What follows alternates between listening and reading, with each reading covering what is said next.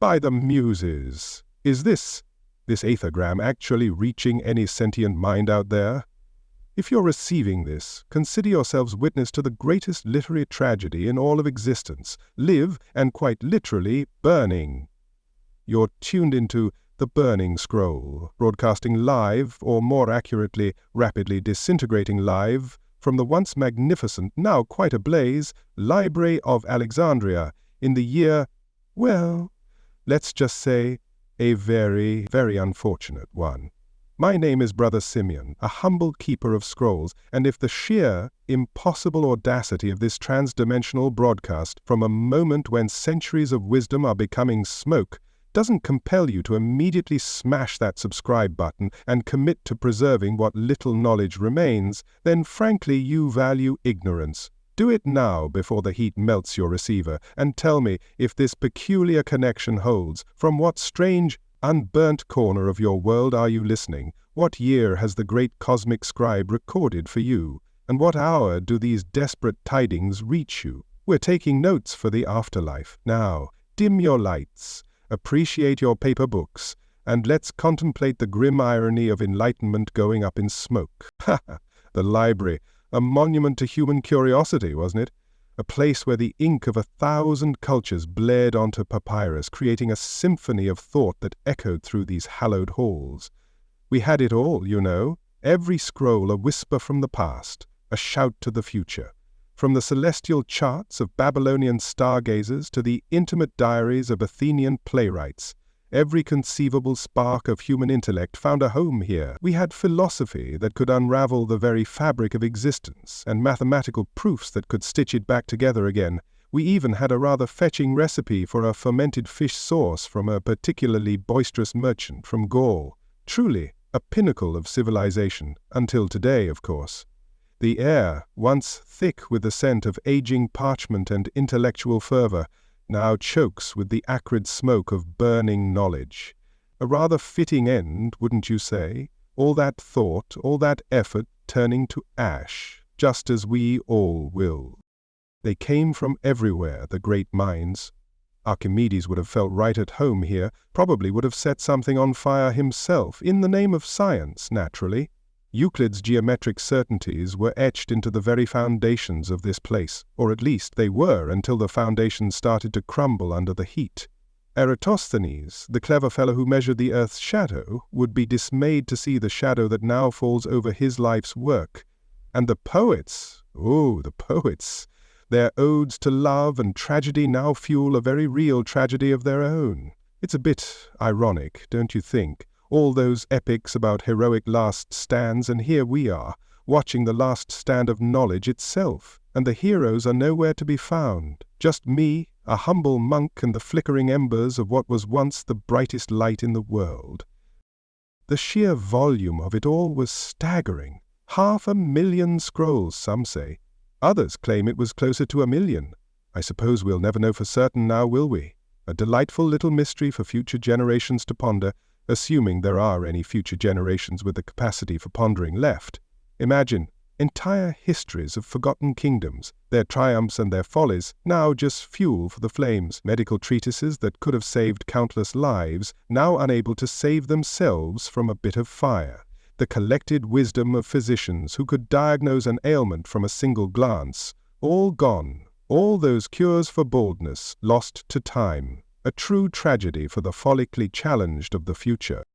It wasn't just the grand theories and the earth-shattering discoveries, you see. It was the minutiae of life, the everyday scribbles that truly painted a picture of our world. We had shipping manifests that detailed the trade routes of the Mediterranean, every amphora of wine and every bolt of silk accounted for.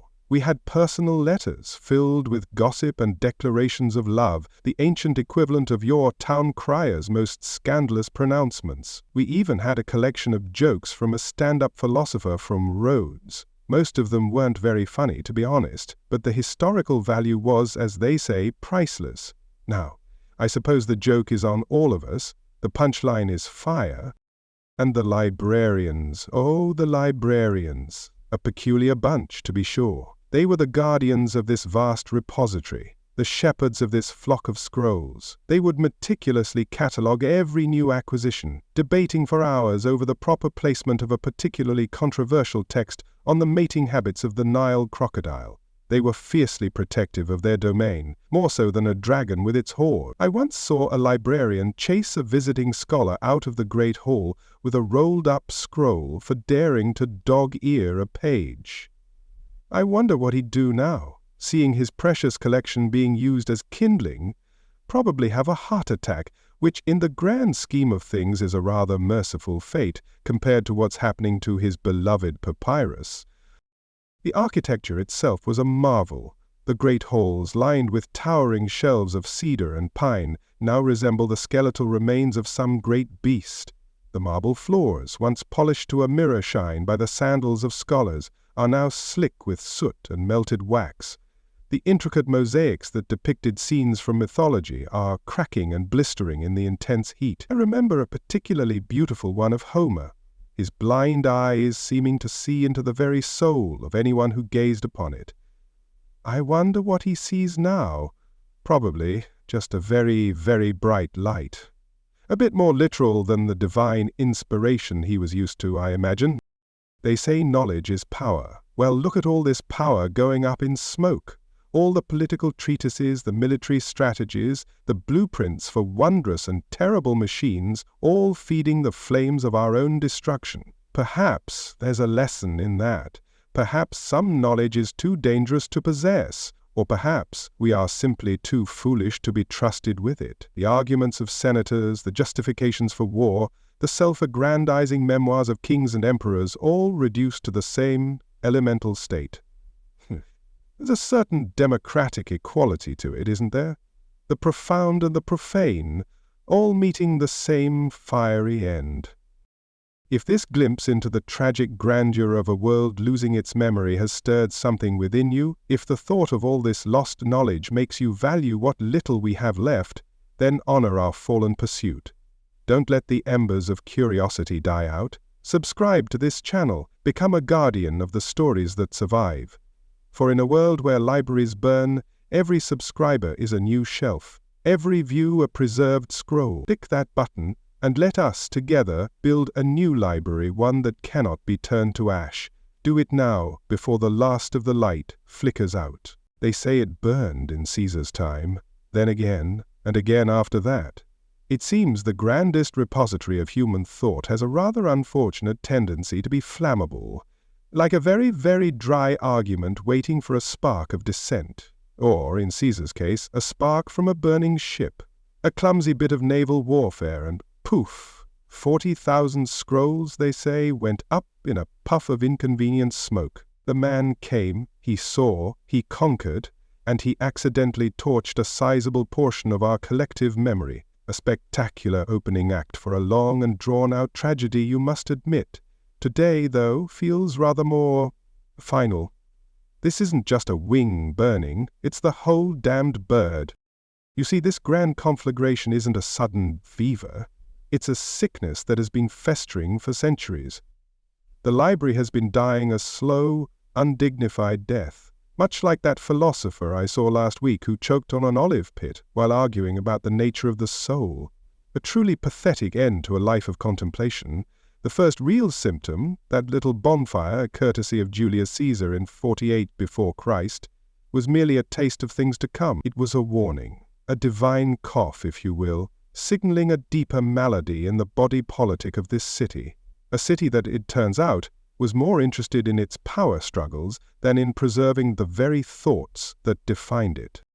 After that initial, shall we say, enthusiastic bit of pyrotechnics, things didn't exactly get better. The scrolls that burned in Caesar's little mishap were mostly in warehouses by the docks, waiting to be catalogued. A clerical error, you might say, with fiery consequences. But it set a precedent. It showed everyone just how fragile this whole enterprise of knowledge truly was. One moment you have the sum of human wisdom at your fingertips, the next you're using it to roast chickpeas. A lesson perhaps in the importance of off-site backups, a lesson we clearly failed to learn. Then came the Romans, with their insatiable appetite for conquest and their rather casual approach to cultural preservation. They were excellent at building roads and aqueducts, I'll grant them that. But when it came to libraries, they were more like toddlers in a room full of sandcastles. Emperor Aurelian, during his reconquest of the city in the year 272, managed to lay waste to the district where the main library, the Mauchion, stood. Another oops moment in the grand tapestry of our intellectual decline.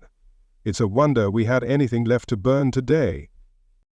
The Mauchion, the great institution that housed the library, suffered terribly during that particular scuffle.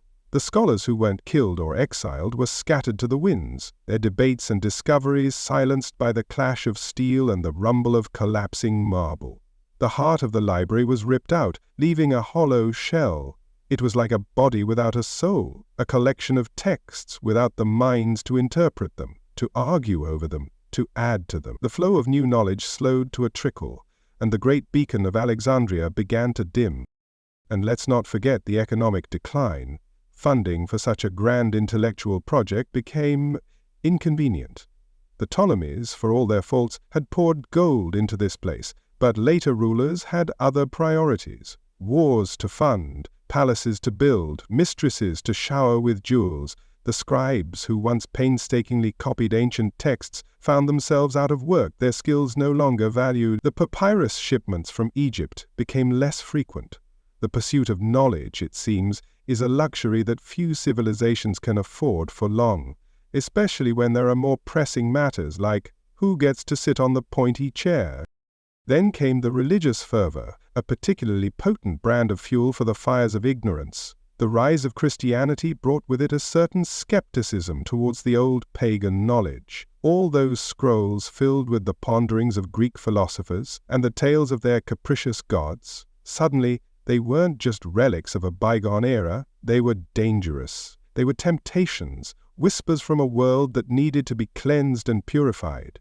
A new book had arrived, you see, and it didn't take kindly to competition. The Serapeum, the daughter library, became the new heart of Alexandria's intellectual life after the Mauchion was damaged. It was a magnificent temple dedicated to the god Serapis, and it housed a significant collection of scrolls. But in the year 391, the Patriarch Theophilus, a man of, shall we say, strong convictions, decided that a temple to a pagan god had no place in a Christian city. He led a mob, a righteous, frothing mob, and they tore the place apart. The scrolls, well, you can imagine what happened to them. Some say they were destroyed, others that they were dispersed. In either case, another great limb was hacked from the dying tree of knowledge. It's a pattern, isn't it? A slow, methodical dismantling. A fire here, a riot there, a budget cut, a shift in political winds, a new and intolerant ideology. Each event on its own was a tragedy, but together they formed a cascade of failures, a testament to our remarkable ability to chip away at our own greatest achievements until nothing is left but rubble and regret. We've been nibbling at the edges of this great feast of knowledge for centuries, and now, finally, we've decided to burn the whole table. And the irony, the delicious, bitter irony, is that we did it to ourselves. No foreign horde, no barbarian invasion is responsible for this final, spectacular act of self-immolation. This fire, the one that now licks at the sky and turns the night into a hellish dawn, was lit by our own hands, by our own divisions, our own hatreds, our own unyielding certainty that our truth is the only truth. We are the architects of our own ignorance, the gleeful arsonists of our own intellectual inheritance. The smell is what gets you. The smell of burning papyrus is unique.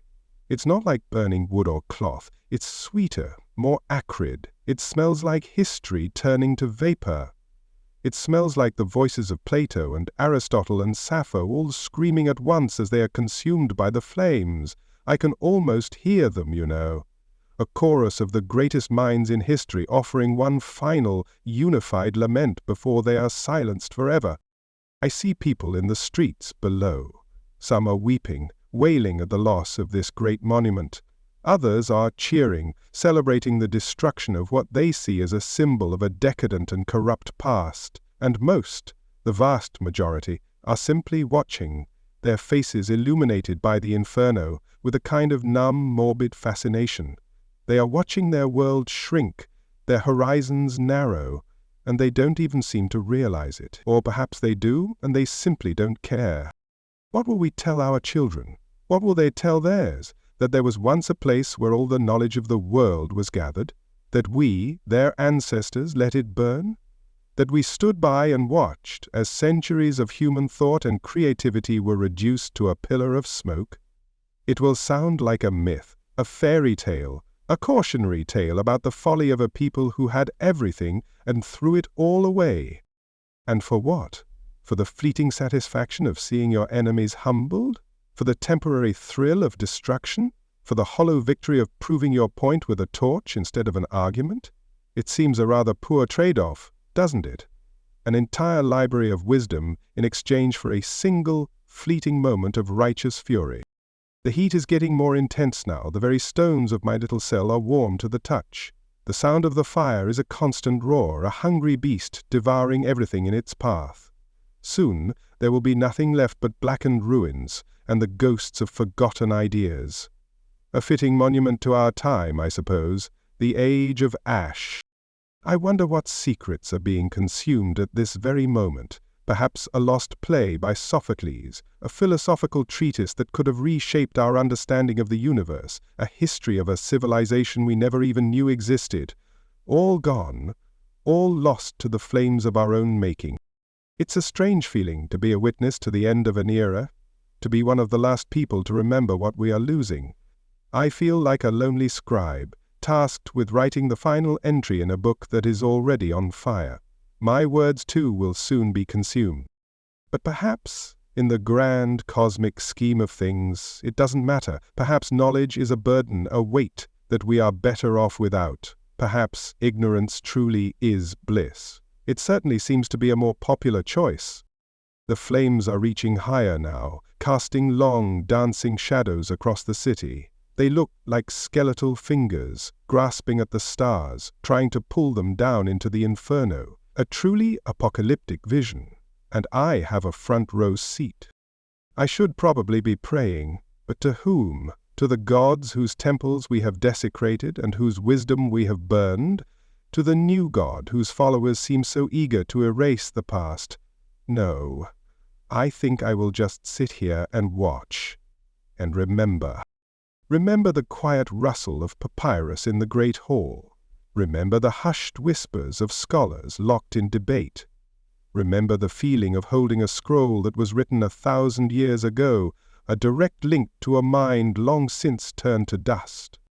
Remember the hope, the belief that through knowledge, through understanding, we could become something better than what we are, that we could rise above our petty squabbles and our primal urges and create a world worthy of our potential. Foolish hope, it seems, a naive dream, but it was a beautiful dream, wasn't it? And now it is turning to smoke before my very eyes. Don't let our desperate cries fade into ashes. Don't let this be the final word. The fire consumes the papyrus, but the ideas can live on if we choose to remember them. If you believe that knowledge is worth preserving, that the stories of our past hold the keys to our future, then subscribe. Subscribe to this broadcast from the edge of oblivion. Let your subscription be a testament against the dying of the light. Click that button and become a librarian of the digital age. For in the face of such burning ignorance, every subscriber is a defiant act of preservation. Do it now, while there is still something left to save. So, how did this final glorious bonfire begin? The truth, like a good joke, depends on who's telling it. Whether it was a Roman general's accidental campfire getting a little too friendly with a priceless collection of scrolls, a zealous bishop's grand gesture of purification, or just a very, very unlucky lamp tipping over, the result is the same: fire, and a crowd mostly cheering or just shrugging as the intellectual heritage of the world goes up in smoke. Very enlightened of them, wouldn't you say? It adds a certain performative flair to the end of an era. This particular blaze, the one that's currently providing such dramatic lighting for my humble broadcasts, has its roots in the fertile soil of human stupidity. It started, as most disasters do, with an argument. A rather heated one, I must admit, involving a gaggle of pagans, a congregation of our own faithful, and a dispute over a particularly contentious piece of real estate. The details are dreadfully boring, as theological disputes often are, but they involved idols, insults, and the kind of righteous indignation that only the truly devout can muster. The pagans, in a moment of tactical brilliance that would have made their ancient philosophers weep, decided to barricade themselves in the Serapeum, the last great repository of the library's collection. They thought they would be safe there, surrounded by the ghosts of dead gods and the wisdom of forgotten ages, a rather poetic, if ultimately foolish, last stand. They held out for a while, fueled by a dwindling supply of stale bread and an abundance of self-importance. Then came the decree from the emperor, a piece of parchment signed and sealed that essentially said, "You know that big pagan temple you're all arguing about? Knock it down." A rather blunt instrument for resolving a theological debate, but you can't argue with its effectiveness. The local bishop, a man of, shall we say, enthusiastic piety, was more than happy to oblige. He gathered his flock, a sea of eager faces, and marched on the Serapeum, ready to do the Lord's work with hammers and torches. And that's when the real fun began. Once the doors of the Serapeum were breached, and the statues of the old gods were dragged out into the street to be unceremoniously decapitated, a certain festive atmosphere took hold. The crowd, drunk on victory and righteousness, turned its attention to the scrolls. All that pagan knowledge, all that heathen philosophy, all those blasphemous scientific treatises, it was an offense to their newfound faith. And what better way to cleanse an offense than with fire? So they started burning them. At first it was just a few scrolls, a symbolic gesture, but then the flames caught, and they spread, and soon the entire collection was ablaze. It was a sight to behold, I must admit. A river of fire flowing through the halls of the Serapeum, consuming everything in its path. The crowd roared its approval, a sound that was half prayer, half bloodlust. It was a religious experience of a sort, a baptism by fire for a city that was desperate to be reborn. And the irony, the beautiful, tragic irony, is that most of the people in that crowd couldn't even read. They were burning books they couldn't comprehend, destroying ideas they couldn't grasp. They were like children tearing the wings off butterflies, fascinated by the destruction but utterly oblivious to the beauty they were erasing from the world. A perfect metaphor for our times, don't you think? The human element in all of this is what truly fascinates me. The carelessness of it all, the fanaticism, the sheer, unadulterated stupidity. It wasn't a calculated act of cultural vandalism, not really. It was more like a temper tantrum on a civilizational scale, a moment of collective madness fueled by fear and ignorance and a desperate need to believe in something, anything that would make sense of their miserable little lives. I saw a man, a baker with flour, still dusting his eyebrows, gleefully tossing a scroll of Aristotle into the flames. He was laughing, a great booming laugh that echoed through the smoke-filled plaza. I wonder if he had any idea what he was destroying. Did he know that he was burning the very foundations of Western thought? Or was it just another piece of papyrus, another bit of fuel for the fire that was warming his face and thrilling his simple soul? I suspect the latter. And the scholars, the few who were left, what did they do? They pleaded, they begged, they tried to reason with the mob. They were met with jeers and threats. One old man, a grammarian who had dedicated his life to preserving the purity of the Greek language, was beaten senseless for trying to rescue a single scroll. His last words, they say, were a correction of his attacker's grammar. A true scholar to the very end. The fire has a life of its own now. It has spread beyond the Serapeum, leaping from building to building, a hungry beast devouring the city, block by block. The authorities, the ones who so eagerly unleashed this chaos, are now powerless to stop it. They stand by and watch, their faces a mixture of triumph and dawning horror. They have sown the wind, and now they are reaping the whirlwind. A rather biblical turn of events, wouldn't you say? And what of the scrolls that weren't burned? What of the knowledge that was supposedly dispersed? Some say they were taken by the Christians and hidden away in monasteries, to be copied and preserved. Others say they were sold on the black market to private collectors who valued them for their antiquity rather than their content. And some say they were simply left to rot, to be eaten by rats and insects, a slow, inglorious end for what was once the most precious treasure in the world. I prefer the fire. It's more honest, more final. It's a clean break, a definitive end to a story that has been dragging on for far too long. There's a certain purity in the flames, a cleansing quality that you don't get with rot and decay. It's a funeral pyre for an entire civilization, and I, for one, am grateful for the spectacle. The smoke is getting thicker now. It stings my eyes and rasps in my throat. The air is filled with the ghosts of burning words, the silent screams of forgotten poets and philosophers. It's a symphony of destruction, and I am its sole audience, or at least the only one who seems to be paying attention. The rest of the city is either celebrating or cowering. There is no in-between. I wonder what will rise from these ashes. A new world, they say. A world free from the errors and superstitions of the past. A world built on the solid foundation of a single unwavering truth. It sounds dull, doesn't it? A world without argument, without debate, without the messy, chaotic, beautiful tapestry of human thought. A world of silence. But perhaps that's what we deserve. Perhaps we are not worthy of the knowledge that we have so eagerly destroyed. Perhaps we are destined to be a species that learns its lessons the hard way, by burning its own libraries and silencing its own prophets.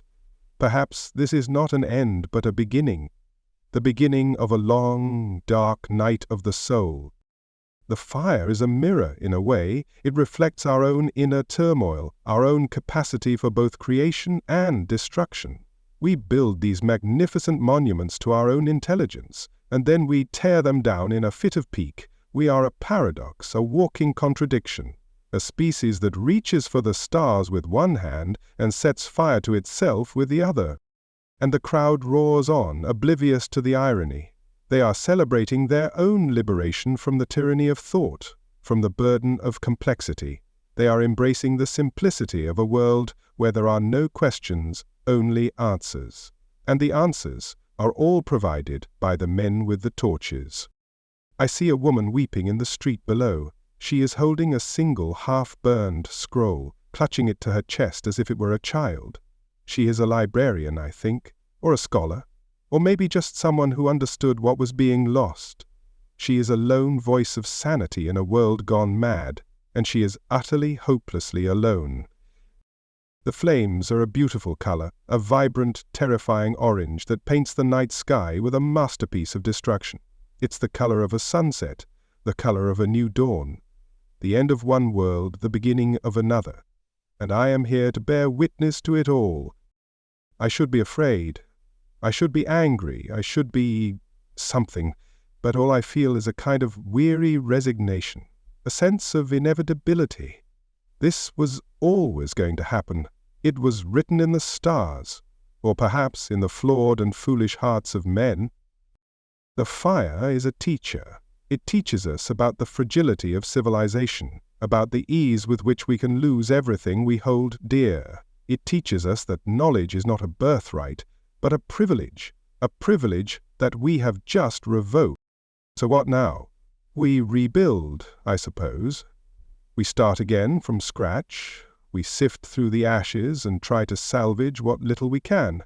And we tell ourselves that this time it will be different. This time we will learn from our mistakes. But we won't. We never do. If you're still processing this sheer, unadulterated human folly on display here, if the sight of a civilization gleefully setting fire to its own brain has left you speechless, then you absolutely must subscribe. For we are the keepers of the stories that the fire cannot burn. We are the whispers in the dark, the echoes of what was lost. Click that subscribe button and join our lonely vigil. Help us keep the embers of memory alive, because in a world this determined to forget, every subscriber is a rebel. The Papyrus, it turns out, burns magnificently, like 1,000 years of thought reduced to a sudden, furious blaze. You see, these scrolls, they are not like damp logs or green wood. They are desert, dry, brittle with age, practically begging for a flame. Each one is a perfectly prepared piece of kindling, a tightly wound invitation to oblivion. And tonight, the invitation was accepted with Enthusiasm. The fire doesn't just consume the scrolls, it inhales them. A flicker, a whoosh of air, and a history of the Ptolemaic dynasty is gone. It's remarkably efficient. The smoke stings the eyes. And the soul. Mostly the soul. The wooden shelves, those towering monuments of cedar and pine that reached for the heavens, are now Jacob's ladders for the flames. They provide the structure for this grand symphony of destruction. The fire races up them with an unholy speed, a liquid orange nightmare climbing towards the frescoed ceilings. Each shelf, laden with the weight of centuries, holds for a moment a defiant silhouette against the inferno before surrendering in a cascade of sparks and glowing debris. It's like watching the very skeleton of the world dissolve, a truly edifying spectacle for a man of God. The heat is a physical presence now, a solid wall of force that shoves you back. From my vantage point, several streets away, I can feel its breath on my face, a hot, dry wind that smells of ancient dust and incinerated genius. The air itself shimmers and distorts, as if the very fabric of reality is melting. Any thought of a heroic effort, of brave souls rushing in to save some precious remnant, is a fool's dream. To enter that building now would not be bravery, it would be a very swift and very stupid form of suicide. The fire has become its own gatekeeper. The smoke is a living thing, a coiling black serpent that has swallowed the moon. It pours from every archway and window, thick and greasy, carrying with it the ashes of poetry and science. This isn't the clean smoke of a hearth fire. It's a choking, acrid fog that carries the ghosts of what it consumes. I can taste Aristotle on the back of my tongue, a bitter, philosophical tang. A moment ago, I'm quite sure I smelled the faint aroma of burning geometry. It's a banquet for the senses, in the most blasphemous way imaginable. You can hear the sound of the scrolls as they burn. It's not a simple crackle, it's a high, whispering hiss. It's the sound of ink vaporizing, of letters turning to gas, of language itself being unwritten. It sounds, and I say this with no small measure of theological confusion, like a million souls all sighing at once. A final collective exhalation before they depart this world for, well, wherever incinerated ideas go. A problem for a philosopher, I suppose. And we're burning all of them. The sheer speed of it is what defies belief. One moment a hall stands, filled with the ordered ranks of human knowledge. The next it is a cauldron of liquid fire. The flames leap across the vast open spaces with a predator's grace, finding new fuel with an unerring instinct. They are not just burning, they are hunting. They seek out the driest papyrus, the most resinous wood, the very heart of the collection, with a terrifying sense of purpose. It's as if some malevolent intelligence is guiding the blaze, a demon with a keen literary appetite. They tried to form a bucket brigade, you know, a line of well-meaning but ultimately useless citizens, passing clay pots of water from a nearby well. It was a profoundly pathetic sight. Each meager splash that reached the inferno evaporated instantly with a contemptuous hiss, a tiny fleeting gesture of defiance against a tidal wave of destruction. It was like trying to put out the sun with a water skin. After a few of the more enthusiastic participants got a faceful of superheated steam, their heroic fervor rather quickly evaporated as well. The great marble statues of the patrons and philosophers who once adorned the halls are now undergoing a rather dramatic transformation. They are being cooked, you see. The intense heat is causing them to crack and split.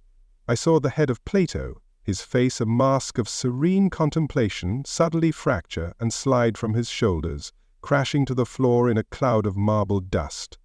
A rather blunt, if effective, refutation of his theory of forms. The ideal has succumbed to the real, and the real is on fire. Scribes and librarians who once called this place home are now just another part of the panicked mob.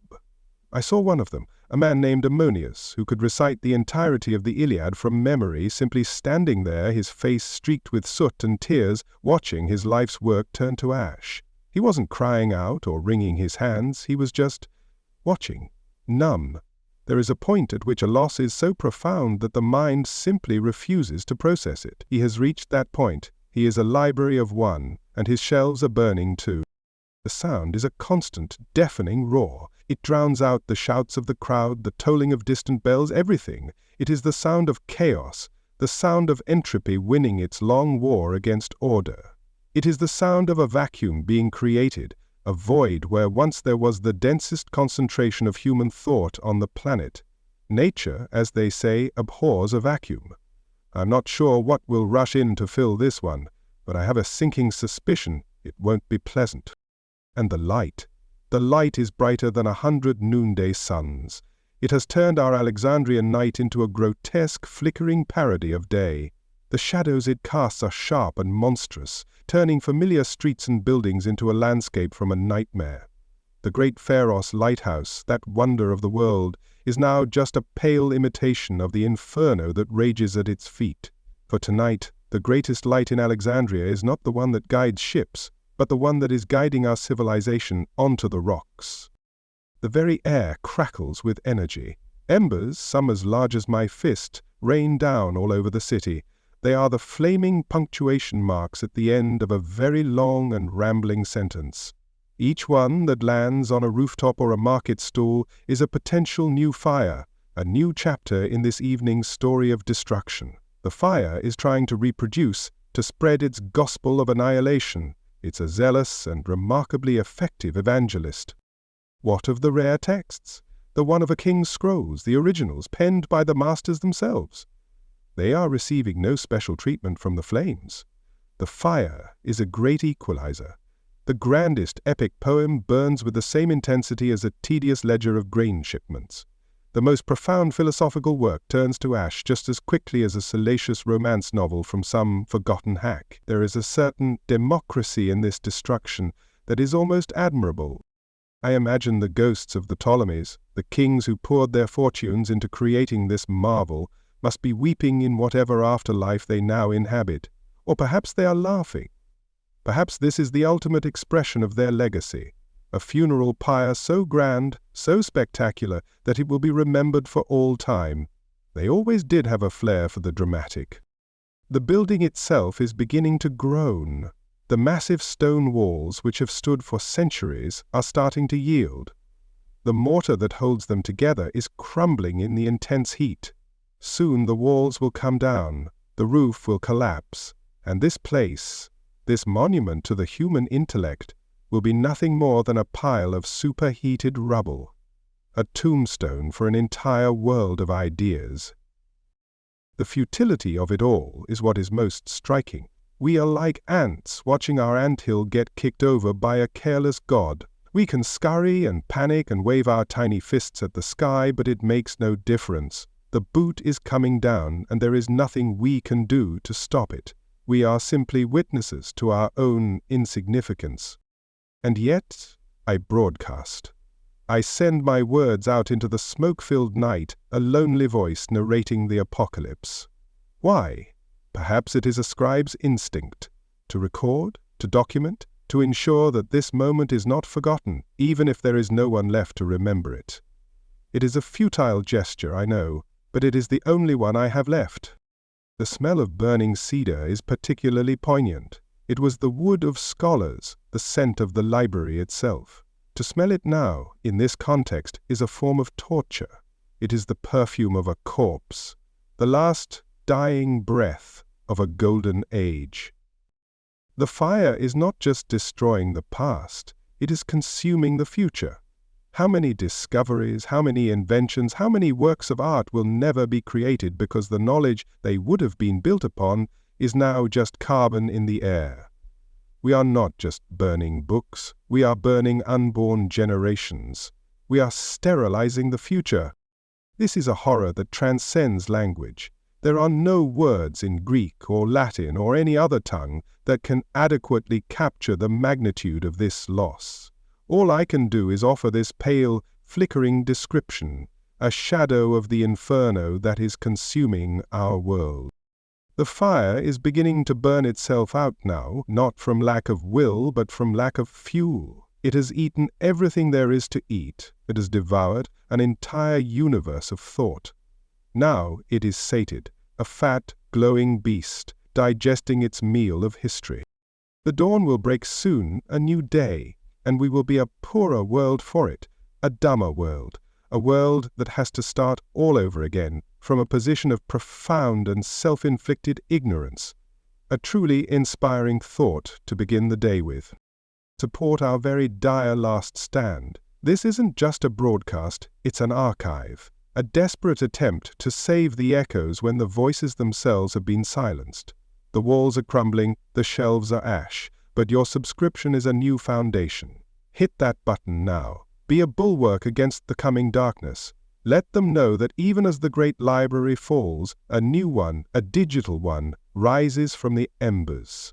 Do it before the last spark of our world fades to black. For a fleeting, beautiful moment, there was heroism, or something that looked suspiciously like it. As the initial shock wore off, a wave of courage, or perhaps sheer denial, washed over a small, dedicated group. We grabbed scrolls frantically, poets, philosophers, mathematicians, all rushing out in a chaotic, desperate dance with the flames. It's like trying to bail out the ocean with a thimble, a very hot thimble, wielded by a screaming man whose tunic is on fire, a truly noble and utterly ridiculous spectacle. The librarians, those quiet, dusty custodians of knowledge, were the first to break. They transformed from meticulous cataloguers into wild-eyed savages of preservation. They plunged back into the smoke-choked doorways they had just escaped, their robes and beards catching embers. They were no longer concerned with Dewey's Decimal System, or whatever pagan equivalent they used. Their only system now was grab anything that isn't actively on fire. It was a bold strategy with a rather high mortality rate. I saw old Theon, an astronomer who spent his days charting the serene and orderly movement of the heavens, trying to drag a towering stack of papyrus. The muscles in his frail arms stood out like ropes. He was weeping, not from the smoke, but from the sheer, crushing weight of his task. For every armful he managed to drag onto the plaza, he could see 1,000 more being consumed. The mathematics of loss was simply not in his favor. His orderly universe had become a problem with no solution. Then some of the citizens joined in, a ragtag army of hope against a legion of flames. A fishmonger, his hands still smelling of the day's catch, worked alongside a patrician, his fine silk tunic now blackened with soot. For a brief moment, the rigid social strata of Alexandria melted away, replaced by a single unified purpose: save the scrolls. Of course, the patrician was mostly shouting orders while the fishmonger did the heavy lifting, so perhaps some things are immune to even the most apocalyptic of fires. They formed human chains, passing bundles of papyrus from the smoldering maw of the library. It was a study in desperation.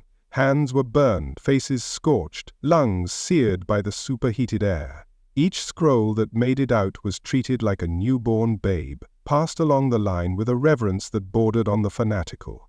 They were saving pages, but losing the book. A page of Homer here, a fragment of Euclid there. It was like saving the fingernails of a dying man. The sheer volume was the true enemy. The library wasn't a room with a few books, it was a city of thought, a sprawling metropolis of papyrus. To save it all was not just impossible, it was an absurdity. For every 10 scrolls rescued, 1,000 were devoured by the inferno. The futility of the effort began to dawn on them, visible in the slumping of their shoulders and the glazing of their eyes. Hope, it turns out, is highly flammable. The crushing despair was a far more potent foe than the fire itself. You could see it settle on them, a heavy, invisible blanket. A man would emerge from the smoke, his arms laden with scrolls, his face a mask of grim triumph, only to see the section he'd just left collapse in a volcanic eruption of flame. The look on his face in that moment, it was the look of a man who had just realized he was already a ghost, haunting the ruins of his own world. The physical toll was brutal. I saw a young student, no older than 16, collapse, his lungs finally giving out. His friends dragged him away from the heat, his face a pale blue. He had a single scorched scroll clutched in his hand, a treatise on Stoic philosophy. A rather ironic choice, given the circumstances.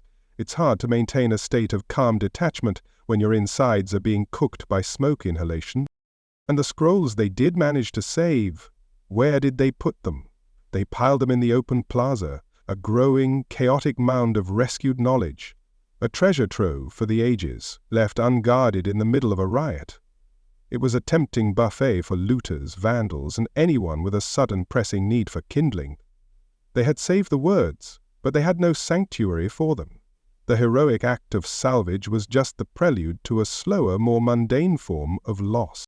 The chaotic dance became more frantic, more desperate. The line between bravery and madness blurred completely. Men wrapped wet cloths around their faces, crude and useless protection against the toxic smoke, and charged into the furnace. Some came back, many did not. They became part of the fire, their bodies just another source of fuel for the blaze. They became martyrs for a cause that was already lost.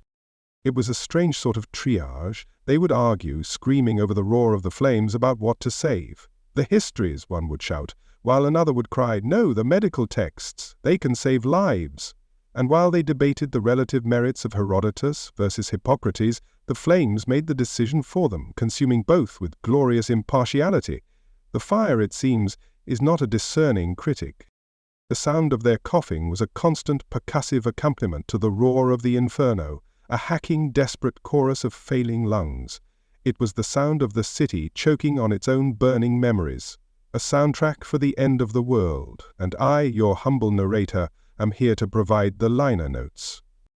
The futility of their heroism was a bitter pill to swallow. They were giving everything they had, their strength, their health, even their lives, for a cause that was doomed from the start. It was a magnificent gesture, a testament to the human spirit's refusal to surrender, but it was also, from a purely practical standpoint, a complete and utter waste of time. A beautiful, tragic waste. I saw a woman, a poet whose name I cannot recall, meticulously trying to separate a clump of half-melted scrolls. Her delicate fingers, accustomed to the gentle art of verse, were raw and bleeding. She was whispering to the scrolls, as if her words could soothe their wounds. She was, in that moment, the saddest and most insane person I have ever seen. The heat became a sentient beast, lashing out at the rescuers. It buckled the bronze doors, turning them into glowing, impassable barriers. It shattered the marble columns, sending deadly shrapnel flying through the air. The library was actively fighting back, trying to take its saviors with it into the abyss. It had become a self-immolating monster. Then, the final crushing blow. The great roof of the main hall, a masterpiece of engineering and artistry, gave a groan that was heard across the city. It was the sound of a giant awakening from a long slumber. And then, with a slow, agonizing grace, it began to collapse. A wave of fire and smoke and debris billowed outwards, swallowing the plaza and everything in it. The would-be heroes scattered, their frantic dance ending in a mad scramble for survival. The pile of rescued scrolls, their pathetic little mountain of hope, was instantly consumed by the collapsing roof. The fire had come for its leftovers. It was a final, cruel joke played by a merciless god. All that effort, all that sacrifice, all that pain, for nothing. Less than nothing. The despair that followed was a palpable thing. A thick, suffocating silence fell over the crowd, broken only by the triumphant roar of the fire. The heroism was over. The futility had won. The survivors just stood there, staring at the spot where their mountain of hope had been, their faces blank with a grief too deep for tears. They had danced with the flames, and the flames had led. They had offered themselves as sacrifices on the altar of knowledge, and the altar had crumbled to dust. They were the last, desperate gasps of a dying age. And now they were silent. The air is cooler now, the fire having consumed its main course, but the silence is somehow more terrifying than the roar that preceded it. It is the silence of a tomb, the silence of a world that has forgotten how to speak. And in that silence, I am still here, a lonely voice in the darkness, a testament to the fact that even when the world ends, someone is there to complain about it. A truly vital role, I'm sure you'll. The futility of it all is a lesson, I suppose. A lesson in humility. a lesson in the overwhelming power of chaos. A lesson that we will undoubtedly forget by this time next week. We are, after all, only human, and humans are very good at forgetting. Help us understand these futile efforts. Help us make sense of this glorious, tragic, and utterly human failure. The attempt was noble, the result was ash. To comprehend the gap between the two is to comprehend something essential about our nature. Subscribe now. Do not let their sacrifice be as forgotten as the scrolls they tried to save. By subscribing, you become a chronicler of this folly, a keeper of the lesson that was written in smoke and fire. Do it now. It is a far less strenuous form of heroism. That smell, it's the stench of 1,000 years of human brilliance turning to ash. It's a complex bouquet, you see. There's the sharp, acrid bite of the burning papyrus, a scent that scratches at the back of your throat. Then, underneath, is the sweeter, almost cloying aroma of the cedar shells, releasing their last resinous sighs. It's all mixed with the mineral tang of superheated stone, and the faint, unsettling smell of cooked leather from the scroll binding. Homer, Plato, Archimedes, all just smoke. A very poignant barbecue, wouldn't you say? The sound is a sermon in itself. It is the constant, intimate crackle of scrolls turning to ash. It's not a violent roar anymore. The inferno has had its fill. Now, it is the sound of digestion. It's the sound of individual letters, words, and sentences curling, blackening, and flaking away into nothingness. Each crackle is a punctuation mark at the end of a thought, a final, definitive period on a story that will never be read again. It is the sound of silence being born, a very loud, very crackly birth. Visually, it is a masterpiece of desolation. The world has been reduced to shades of black and grey, punctuated by the malevolent pulsing orange of the embers. Knowledge, which we always imagined as a form of light, is now revealed in its final form, smoke and ash. The smoke, a thick, greasy pillar, ascends to the heavens, a dark offering to a silent god. The embers, like a million malevolent fireflies, dance and swirl in the currents of hot air, each one a dying star that was once a universe of thought. The philosophical weight of this moment is heavy. It's settling on the city like the ash itself. We are witnessing the physical manifestation of an idea's death. We always speak of ideas as immortal, as things that cannot be killed.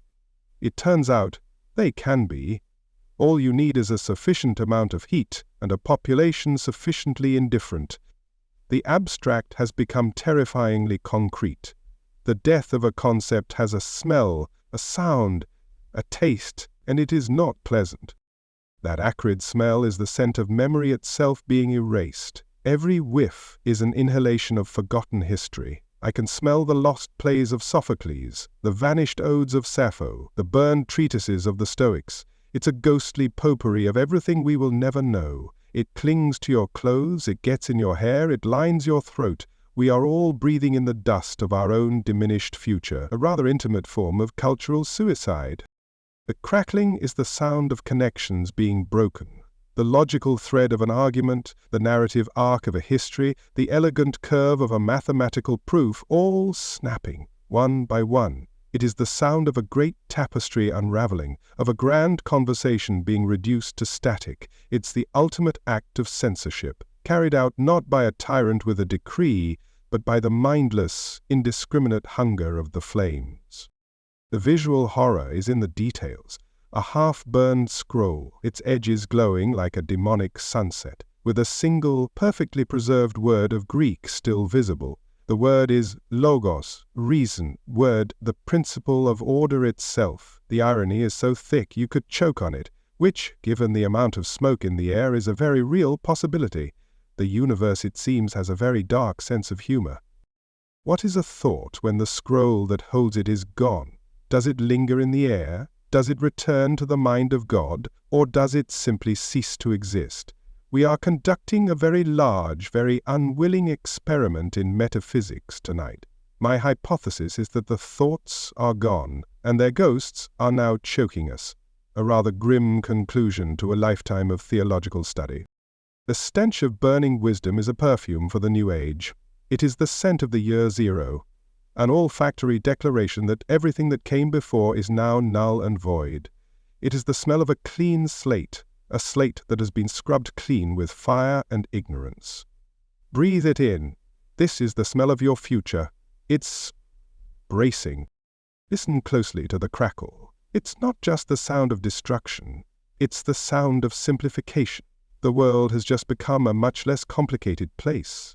All those confusing philosophies, all those contradictory histories, all those pesky scientific theories that challenged our simple faith, they're all gone. The fire has made the world easy to understand again. A great comfort for the simple-minded. The horror is not just in what is being lost, but in what is replacing it. Look at the faces in the crowd, illuminated by the dying embers. Their expressions are not those of mourners. They are the blank, placid faces of the truly free. They have been liberated from the burden of knowledge. They are empty vessels, waiting to be filled with some new, simpler truth. And I have a terrible suspicion about who will be providing it. The philosophical weight is the realization of our own fragility. We build these monuments of thought, these towers of intellect, believing them to be eternal, but they are as fragile as a dry leaf. They are as transient as a single human life.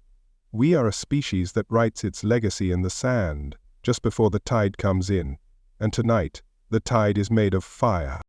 That smell is the anti-incense. Incense is the scent of prayer ascending. This is the scent of wisdom descending into the earth, into ash, into nothingness. It is a prayer in reverse, an invocation of the void, a sacrament of ignorance. The sound is the last, dying heartbeat of an entire civilization, a slow, fading, crackling rhythm that is gradually giving way to silence. When the last crackle fades, the heart will have stopped, and we will be living in the corpse of a world that was once alive with thought. A rather morbid diagnosis, but the symptoms are hard to ignore. The visual of the smoke against the pre-dawn sky is a stark reminder of our own nature. We reach for the light, we strive for enlightenment, but our true element is smoke, obfuscation, confusion. We are creatures of the twilight, more comfortable in the shadows of our own ignorance than in the bright, unforgiving light of knowledge. The philosophical implication is that knowledge is not power. Power is power. And power, it seems, has a fondness for bonfires. The pen may be mightier than the sword, but the torch, it turns out, is mightier than the pen. A useful lesson for any aspiring writers in the audience. The smell is getting into the very stones of the city. For years to come, when the wind blows from the south, we will get a faint whiff of this night, a ghostly reminder of what we lost. It will be the scent of regret, the perfume of a missed opportunity, the aroma of our own self-inflicted lobotomy. The crackling is the sound of a library eating itself. Each scroll that burns provides the heat to ignite the next. It is a self-sustaining chain reaction of destruction, a perfect metaphor for the spread of ignorance. It feeds on itself, it grows stronger, and it leaves nothing but ash in its wake. The sight of the embers dying is almost peaceful. The angry, violent orange fades to a soft, gentle red, and then to a dull, lifeless gray. It is the color of surrender, the color of a battle that has been lost so completely that there is no one left to even remember the cause. It is the color of our new world. The philosophical weight of the ash is something to consider. It is all that remains of Homer's epics, Aristotle's logic, Euclid's geometry. All of that genius, all of that beauty, all of that intellectual fire, reduced to a fine gray powder. You could hold the entirety of Western thought in the palm of your hand, and it would just look like dirt. The smell is a rebuke to our pride. We thought we were so clever, so enlightened, so far removed from the beasts of the field. But in the end, our grandest achievement is just so much flammable material. We are no different from the moth that flies into the flame. We are drawn to the light, and we are consumed by it. The crackle is the sound of the future being rewritten. With every scroll that turns to ash, a possibility is erased. A different path, a different world, a different kind of humanity, all vanishing into the smoke. We are pruning the tree of knowledge with an axe made of fire, and we are left with a stump. The visual of the rising sun trying to break through the pall of smoke is a final, cruel irony. The light of nature struggles against the darkness of man. The dawn, which should bring hope and renewal, is instead revealing the full extent of our devastation. A new day has begun, and it is already night. If you're finding this profoundly symbolic, if the stench of burning wisdom is making you question the very foundations of our so-called civilization, then you are one of us. You understand the poetry of this disaster. Smash that subscribe button now. Treat it as an act of defiance. Every subscription is a new scroll, a new entry in a library that can never be burned. Let the world know that even as the ashes cool, the conversation is not over. It has just moved to a new location. Imagine the histories we'll never read, the cures we'll never know, the jokes we'll never hear, all gone because someone wasn't careful with their torch or their ideology. It's not just the scrolls we lost, you see, it's the worlds contained within them. We didn't just burn a library, we burned a multiverse of possibilities. And the vast, silent emptiness left behind is far more terrifying than the flames that created it, a truly impressive piece of cultural housekeeping. Think of the histories, not just the grand self-congratulatory chronicles of kings and conquerors. We have plenty of those, thank you very much. I mean the other histories, the ones written from the losing side, the memoirs of Carthaginian generals, the diaries of Gallic chieftains, the epic poems of the Persian court. Entire civilizations whose stories were told only by their enemies had their rebuttals stored on those shelves. Now, their silence is permanent. The victors, it seems, have just won the argument for all time. And the sciences, oh, the beautiful, blasphemous sciences. I once saw a scroll by a fellow named Heron, filled with diagrams of machines powered by steam. Little bronze spheres that would spin and hiss like demons. It was dismissed as a novelty, a party trick for decadent Ptolemies. Imagine where we might be if we hadn't treated it as a toy. We might be having this very conversation from opposite ends of the world, carried by horseless carriages. Instead, I'm talking to myself in a dusty room, and the only thing moving by steam is the bubbling pot of my lentil soup. Progress. What about the cures, the medical knowledge painstakingly gathered from Babylon, from Egypt, from the far reaches of India? Treatises on ailments of the mind, surgical procedures that would make your hair stand on end, herbal remedies for every affliction from gout to a broken heart. We may have just burned the cure for cancer, or, more pressingly for me, the cure for a persistent and rather irritating fungal infection on my left foot. The great tragedy of our time is that we will never know what we have just condemned ourselves to suffer through. The philosophies are a loss I feel rather keenly. We think of the great schools, the Stoics, the Epicureans, the Platonists, but they were just the loudest voices in a crowded marketplace of ideas. What of the others, the cynics who wrote comedies, the skeptics who penned treatises on the virtue of doubt, the forgotten schools of thought that questioned everything we now hold to be self-evident? They are all gone. We are left with a conversation that has had most of its participants ejected.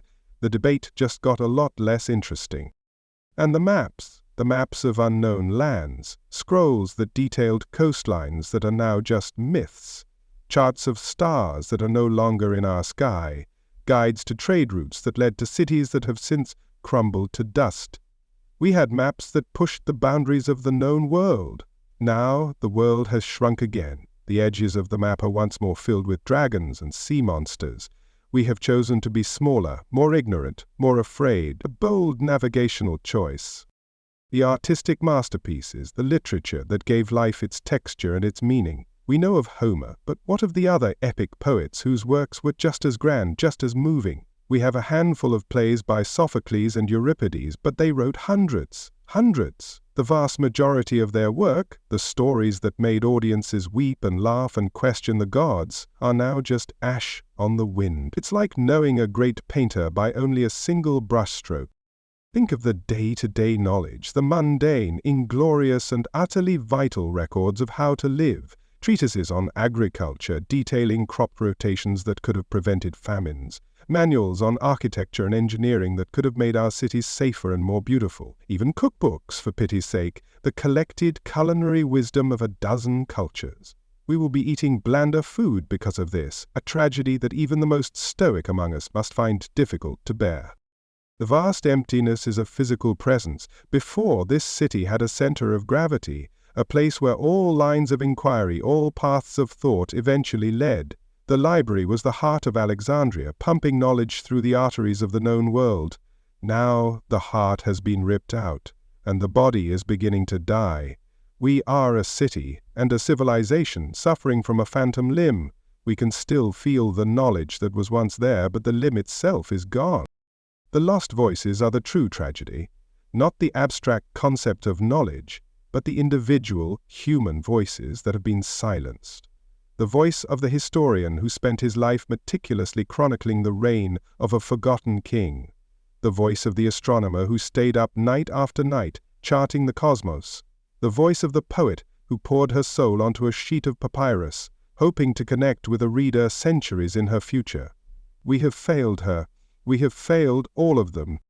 Imagine the unique perspectives we've lost. The world seen through the eyes of a female physician from Crete, a Nubian philosopher, a merchant from the Silk Road. Their experiences, their truths, their understanding of the world were all stored here. Our understanding of ourselves has just become dangerously narrow. We have smashed all the mirrors except the one that shows our own reflection. And the reflection is not flattering. The jokes. Don't forget the jokes. I mentioned them before, but it bears repeating. We lost collections of wit and satire, comedies that mocked the powerful, jokes that punctured the pomposity of the self-important. Laughter is a form of wisdom, you know, a way of coping with the absurdity of existence. We are going to need that wisdom in the days to come, and we've just burned the instruction manual. The sheer, arrogant waste of it all is what truly staggers the mind. To have gathered all of this in one place, to have created this beacon of human achievement, and then to let it all go up in smoke because of a petty squabble, a moment of fanaticism, a political expediency. It is the act of a spoiled child smashing a toy that it can never replace, and we are all sitting in the nursery, surrounded by the broken pieces. The silence they leave behind is a breeding ground for monsters. When you erase the complexities, when you burn the nuances, when you silence the dissenting voices, what is left? Certainty. Blind, unquestioning, and utterly deadly certainty. The fire has created a vacuum, and I assure you, something will rush in to fill it, and it will not be carrying a library card. I wonder about the personal stories, the letters, the diaries, the intimate confessions, the raw, unfiltered material of human life. The loves, the losses, the triumphs, the heartbreaks, all the tiny individual threads that made up the great tapestry of our shared past. The tapestry is now a collection of charred, disconnected threads. The sciences of the mind, the study of logic, of rhetoric, of memory itself. How to think, how to argue, how to remember, the very tools we need to rebuild our shattered world were all in there.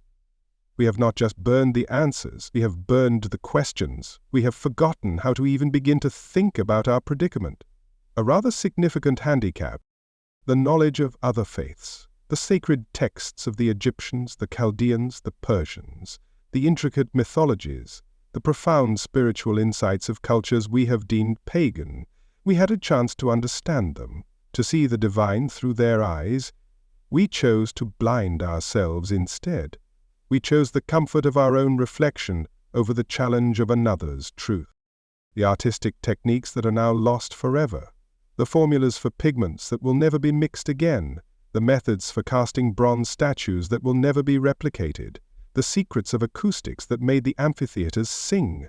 The grammar of beauty has been redacted, and our world will be uglier for it. The knowledge of our own bodies. Anatomical studies that were centuries ahead of their time. Detailed drawings of the nervous system, the circulatory system, the delicate architecture of the human form, all sacrificed on the altar of a squeamish and prudish piety that fears the vessel in which the soul resides. We have chosen to remain ignorant of the very thing we claim to be sacred, the sheer unadulterated potential that has been squandered, the future that could have been, built on the foundations of that lost knowledge, a future of health, of enlightenment, of connection. We have traded it all for a future of what? Of obedience? Of simplicity? Of endless, repetitive arguments about the same single book? It seems a poor bargain. The emptiness is not just a lack of knowledge, it is a lack of possibility. We are poorer not just for what we have lost, but for what can no longer be created. The fire has not just destroyed the past, it has sterilized the future. The seeds of 1,000 different futures were in that library. Now the soil is barren. The saddest part is that most people will never even know what they have lost. They will go about their lives blissfully unaware of the vast, gaping hole that has been torn in the fabric of their world. They will not miss the histories they never knew, the cures they never had, the ideas they never encountered. Their ignorance will be a kind of peace. A peace I find I do not envy. The lost voices are calling out from the embers. They are whispering in the smoke. They are crying out in the silence. But we have forgotten how to listen. We have chosen to be deaf, and the world is a much quieter and much more dangerous place for it. Don't let our lost knowledge fade into silence. Don't let their voices be extinguished forever. The scrolls are burned, but the memory of them, the idea of them, must survive. Hit that subscribe button. Become a sanctuary for the ghosts of these lost ideas. Your subscription is a defiant act against the silence, a promise that even in the face of overwhelming loss, the pursuit of knowledge will never, ever be abandoned. Do it now. The silence is spreading. In the early moments of the blaze, when a spark of hope still flickered, you could hear them, the desperate, choked cries of the old believers. They called upon Thoth, the great ibis-headed one, the divine scribe who was said to have invented writing itself. They begged him to save his own creation. They called upon Athena, the clear-eyed goddess of wisdom, to protect her domain. Did they send rain? A sudden, localized flood? A flock of sacred, fire-extinguishing doves? No, just more smoke. Perhaps they prefer ignorance. Explains a lot about the state of the world, really. The irony of this divine disaster is a dish best served cold, and believe me, the ashes are cooling rapidly. Here we have a fire, started by the righteous fury of the followers of one God, destroying the collective wisdom gathered under the patronage of a whole host of other gods. One might expect a bit of professional courtesy among the divine, a celestial intervention, a strongly worded letter from Olympus, but the silence from the heavens is, as they say, deafening. It seems the gods are observing a strict policy of non-interference. Or perhaps they're simply enjoying the show. Where was Thoth when the first scroll of his sacred hieroglyphs went up in flames? Was he busy cataloguing the sins of the dead? If so, he's going to need a much larger ledger after tonight. The inventor of language stood by and watched as his greatest gift to humanity was turned into a cloud of toxic gas. It's a rather pointed critique of his life's work, isn't it, to see it all end not with a bang but with the pathetic hiss of burning papyrus, a truly humbling moment for the divine archivist. And Athena, the warrior goddess, the champion of reason and strategy. Her great temple, the Parthenon, still stands in Athens, a monument to her glory. But here, in the city that held the largest collection of the very wisdom she supposedly embodied, she was nowhere to be found. She, who was born fully formed from the head of Zeus, couldn't even muster a light drizzle. It's a classic case of divine absenteeism. A terrible look for her brand, if you ask me. This whole affair raises some rather awkward theological questions. If the gods of knowledge are powerless to protect their own domain, then what precisely is the point of them? Are they merely mascots, divine figureheads for concepts they have no real influence over? Or, and this is a far more unsettling thought, are they willing participants in this destruction? Perhaps they grew tired of us, with our endless questions and our relentless pursuit of their secrets. Perhaps this is their way of telling us to be quiet. The theological despair is settling upon the city's few remaining intellectuals like a shroud. I saw a Stoic philosopher, a man who believed the universe was governed by a divine and rational logos, simply staring into the embers, his face a mask of utter confusion. His entire worldview, his life's work, had just been refuted by a fire. The divine reason he so cherished had just expressed itself with a singular lack of it. He looked like a man who had just been told the punchline to a very long and very cruel joke. Or consider this possibility. Perhaps the gods did answer. Perhaps the fire is the answer. Perhaps we prayed for enlightenment, and they, in their infinite and terrifying wisdom, sent us a fire to purify us of our intellectual pride. Perhaps this is an act of divine love. A tough, fiery love that smells faintly of burning parchment and shattered dreams. If this is love, I think I would prefer a bit of divine indifference. It's less flammable. The irony of my own position is not lost on me, I assure you. I, a servant of a god, whose followers are largely responsible for this conflagration, am lamenting the silence of the very gods we seek to supplant. It's a messy, contradictory position to be in, but then I live in a messy, contradictory world, a world where men of God preach peace and then burn libraries, a world where the pursuit of divine truth leads to the destruction of earthly knowledge. It's all very confusing. Maybe the gods are simply practical. Maybe they looked at the sheer volume of prayers and petitions rising from the city, prayers for victory, prayers for rain, prayers for a good harvest, prayers for a winning lottery ticket, and decided to triage. The preservation of 1,000,000 scrolls of pagan philosophy probably fell rather low on their list of priorities. You can't really blame them. It's all about resource management, even for the divine. The silence of the gods is a canvas, and everyone is painting their own interpretation upon it. The victors see it as divine approval, a sign that their god is the strongest. The vanquished see it as abandonment, a betrayal. The cynics, like myself, see it as evidence of a profound and terrifying cosmic indifference. The universe, it seems, does not take sides. It just provides the fire, and then stands back to watch what we do with it.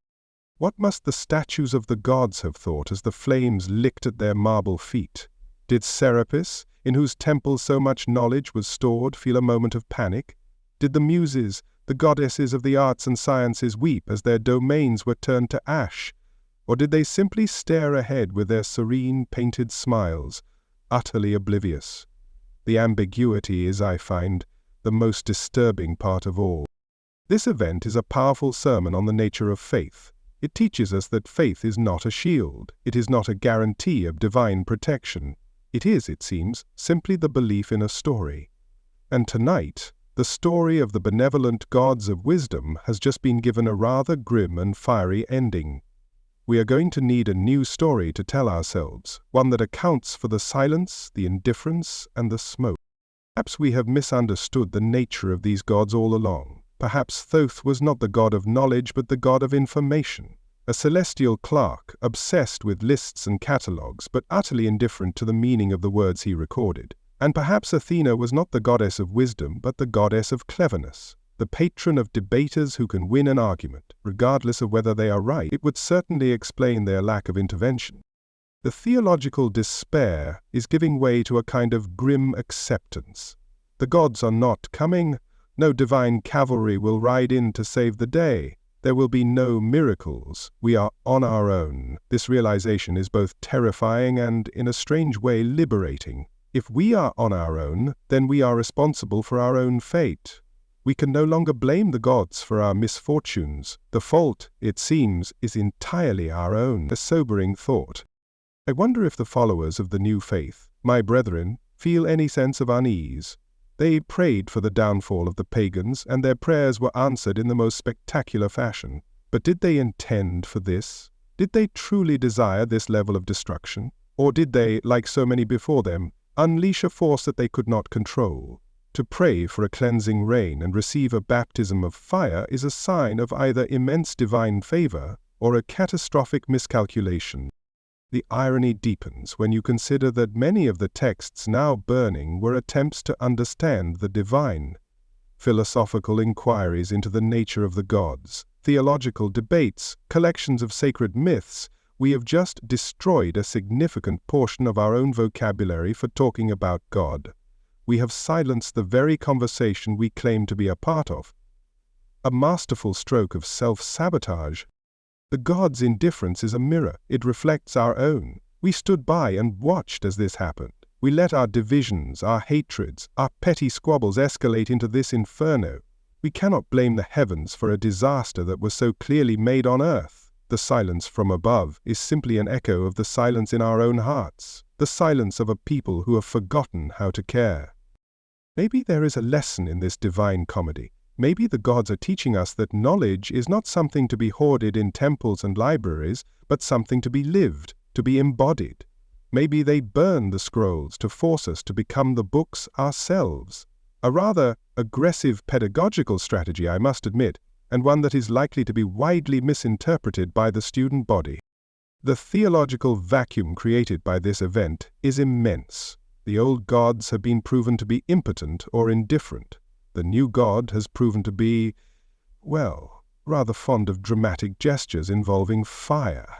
It leaves the thinking person in a rather precarious position, caught between a pantheon of absentee landlords and a deity with a penchant for pyrotechnics. Not an enviable choice. Perhaps this is the ultimate test of faith, to believe in wisdom, in knowledge, in reason, even when the gods of those virtues have abandoned you, to continue the pursuit of truth, even when the world is telling you that truth does not matter, to build a new library in the heart, when the one made of stone has turned to dust. A noble and likely futile endeavor. The smoke is finally beginning to clear, revealing a sky that is disappointingly empty. No celestial armies, no weeping goddesses, no angry gods. Just the pale, indifferent blue of the morning. The world continues, unbothered by our little tragedy. The universe does not mourn our loss. It simply is. And so we are left here, in the ashes, with the silence of our gods and the consequences of our actions. The age of divine intervention is over. The age of human responsibility has begun. And we have, to put it mildly, gotten off to a rather poor start. The gods have gone silent, and so we must speak. We must become our own patrons of knowledge, our own guardians of wisdom. The heavens have proven to be, at best, unreliable, so we must rely on each other. If you believe that humanity is worth the effort, that our collective knowledge is worth preserving even when the gods themselves seem to disagree, then subscribe. Let your subscription be a prayer to a different kind of power, the power of a community that refuses to let the light go out. That button. It's time we started answering our own prayers. My fellow scholars, what a pathetic sight they are. Some are weeping, great racking sobs that shake their frail, ink-stained bodies. Some are just staring, empty-eyed, into the smoldering heart of the ruin, their minds clearly having snapped. And some, the most tragic of all, are arguing, still arguing, debating the precise cause of the fire, the structural integrity of the remaining walls, the philosophical implications of the ash. It's like watching your entire family burn, one brilliant page at a time, and then bickering over the eulogy. Very depressing. The grief of a scholar is a peculiar thing. It's not the loud, performative grief of a widow at a funeral. It's a quiet, internal, all-consuming despair. They are not just mourning the loss of a building or a collection of objects. They are mourning the loss of themselves. Their life's work, their legacy, their very identity was tied up in those scrolls. And now they are nothing more than walking, breathing ghosts, haunting the graveyard of their own mind. A truly pitiable spectacle. I see old Ammonius, the grammarian, sifting through the ashes with his bare hands. He's not looking for anything in particular. He's just feeling the texture of his life's work in its final, pulverized form. Yesterday, he was the world's foremost authority on the plays of Aeschylus. Today, he is a confused old man, covered in the soot of his own obsolescence. His hands, which once so carefully held priceless scrolls, are now just grimy appendages, searching for a meaning that is no longer there. Then there are the mathematicians, a particularly devastated breed. They see the world in terms of order, of logic, of elegant proofs, and they have just witnessed the ultimate refutation of their worldview. Chaos has triumphed. The irrational has devoured the rational. I saw one of them, a Pythagorean, trying to draw geometric shapes in the dust with a stick, as if trying to impose some semblance of order on this madness. The wind just blew the dust away. The universe, it seems, is not in a mood for geometry today.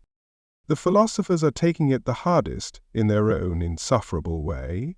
The Stoics are trying to maintain a state of detached apathy, but the trembling of their hands gives them away. The Epicureans, who sought a life of pleasure and tranquility, are now faced with the ultimate pain, the ultimate disruption. And the Platonists, well, the Platonists are probably trying to convince themselves that the real library, the perfect eternal form of the library, still exists somewhere in the realm of ideas, a comforting thought, I suppose, and utterly useless.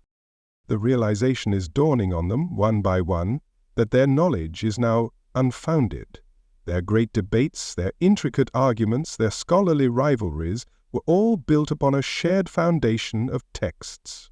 They could argue about the interpretation of a line from Plato because they all had access to that line. Now the foundation is gone. Their intellectual castles are floating in the air with nothing to support them. They are experts in a field that no longer exists. Imagine dedicating your entire life to a single obscure poet.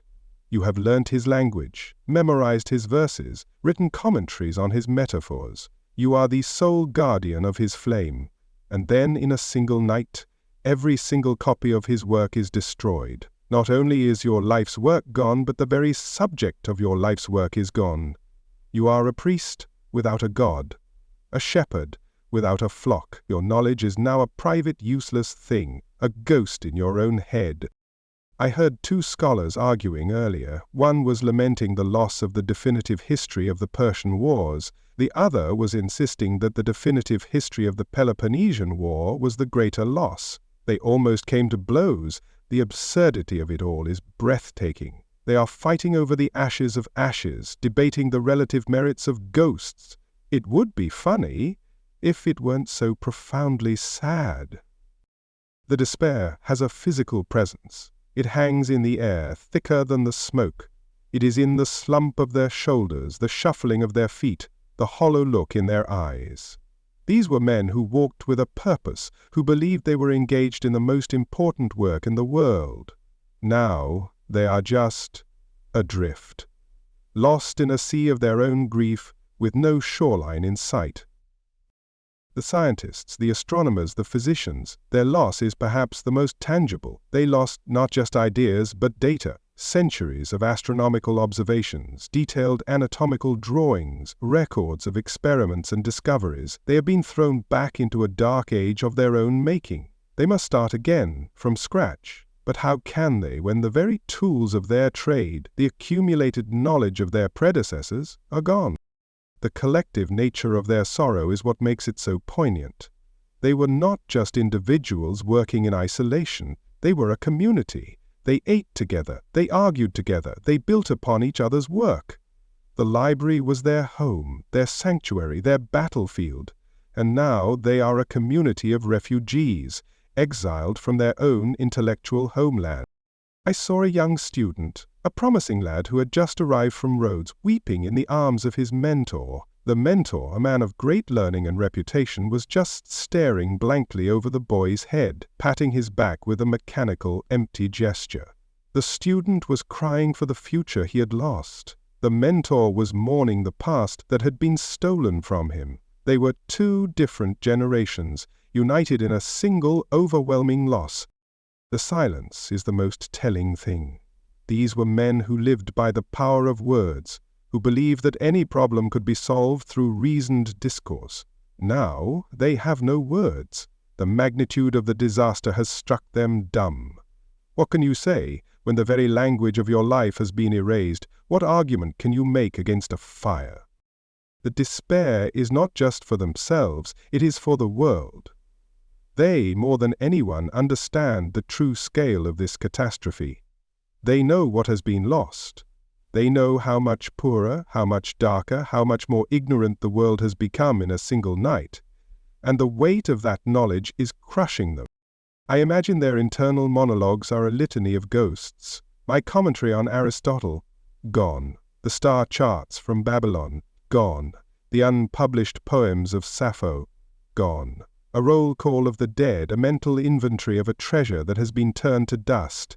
It is a form of self-torture, but they cannot stop. The mind, even in grief, is a relentless cataloguer of its own pain.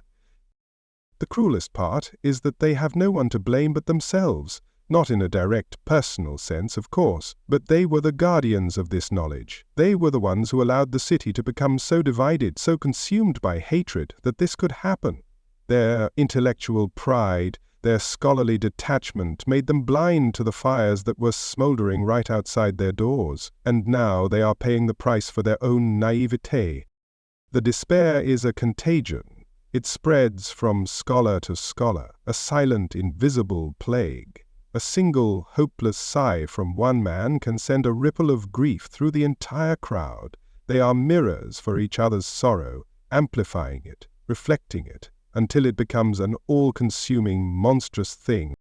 The younger scholars are perhaps the most tragic.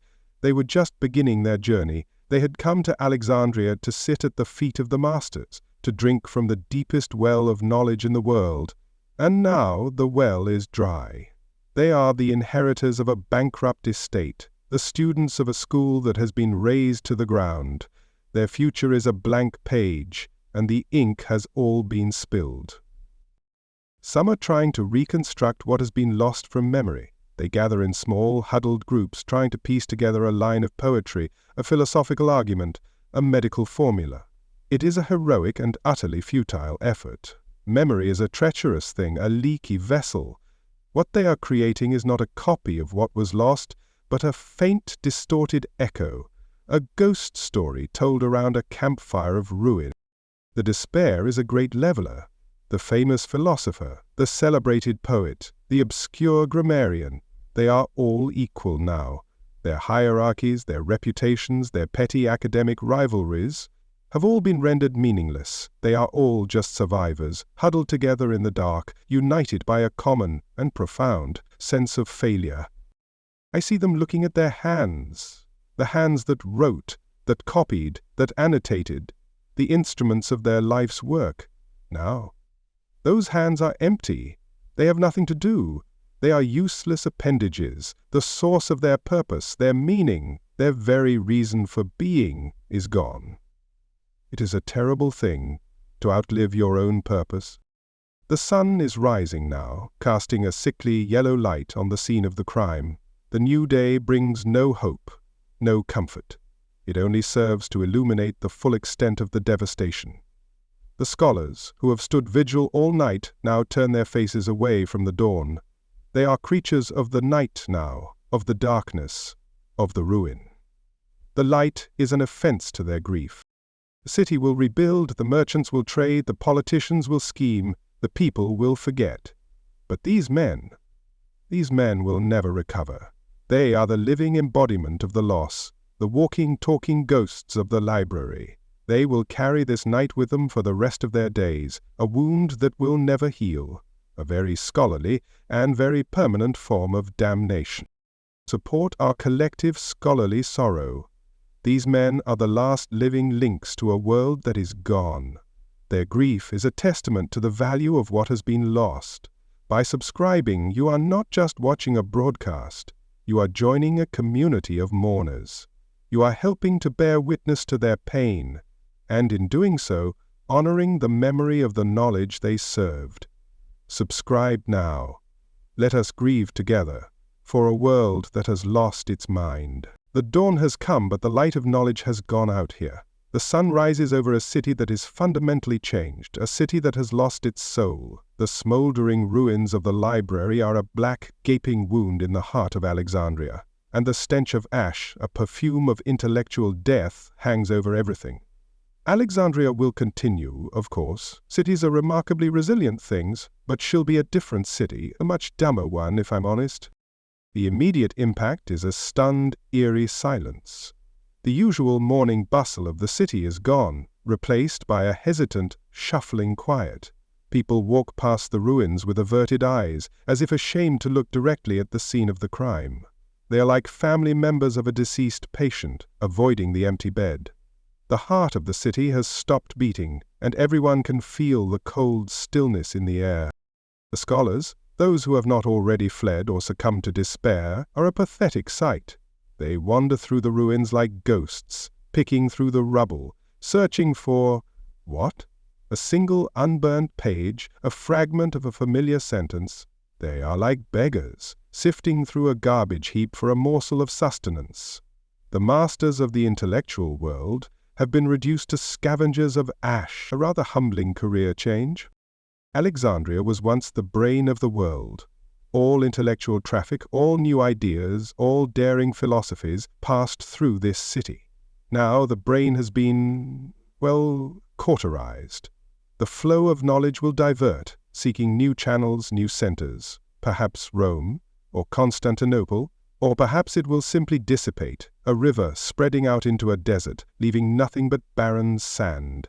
Alexandria is no longer a hub, it is a backwater, a provincial town with a grand history and a very bleak future. The symbolic death of this intellectual era is palpable. For centuries, this city was defined by its library. It was our claim to fame, our reason for being. We were the city of knowledge, the city of light. Now we are the city of the bonfire, the city that burned its own mind. It's a rather significant rebranding, and I suspect it will be bad for tourism. The stench of the aftermath is not just the smell of burned papyrus. It is the smell of decay, the smell of opportunity rotting in the sun. It is the smell of a future that will not happen. It is the smell of 1,000 potential breakthroughs, 1,000,000 brilliant ideas, all decomposing into the same foul stench of regret. It gets into your clothes, your food, your dreams. It is the smell of our new reality. The new power in the city is the man with the torch, the man with the simple answer, the man who is not burdened by doubt or complexity. The men of faith, my brethren, are now in complete control. They have proven that their fervor is stronger than the accumulated wisdom of centuries. They have demonstrated that a mob, armed with conviction, can tear down what generations of scholars have built.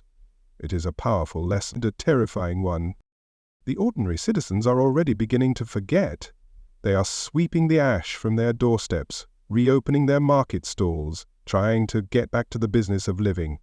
The great intellectual tragedy of the ages is, for them, a temporary inconvenience, a messy, smelly, and rather dramatic interruption to their daily routines. They will tell stories about it, of course, the Great Fire.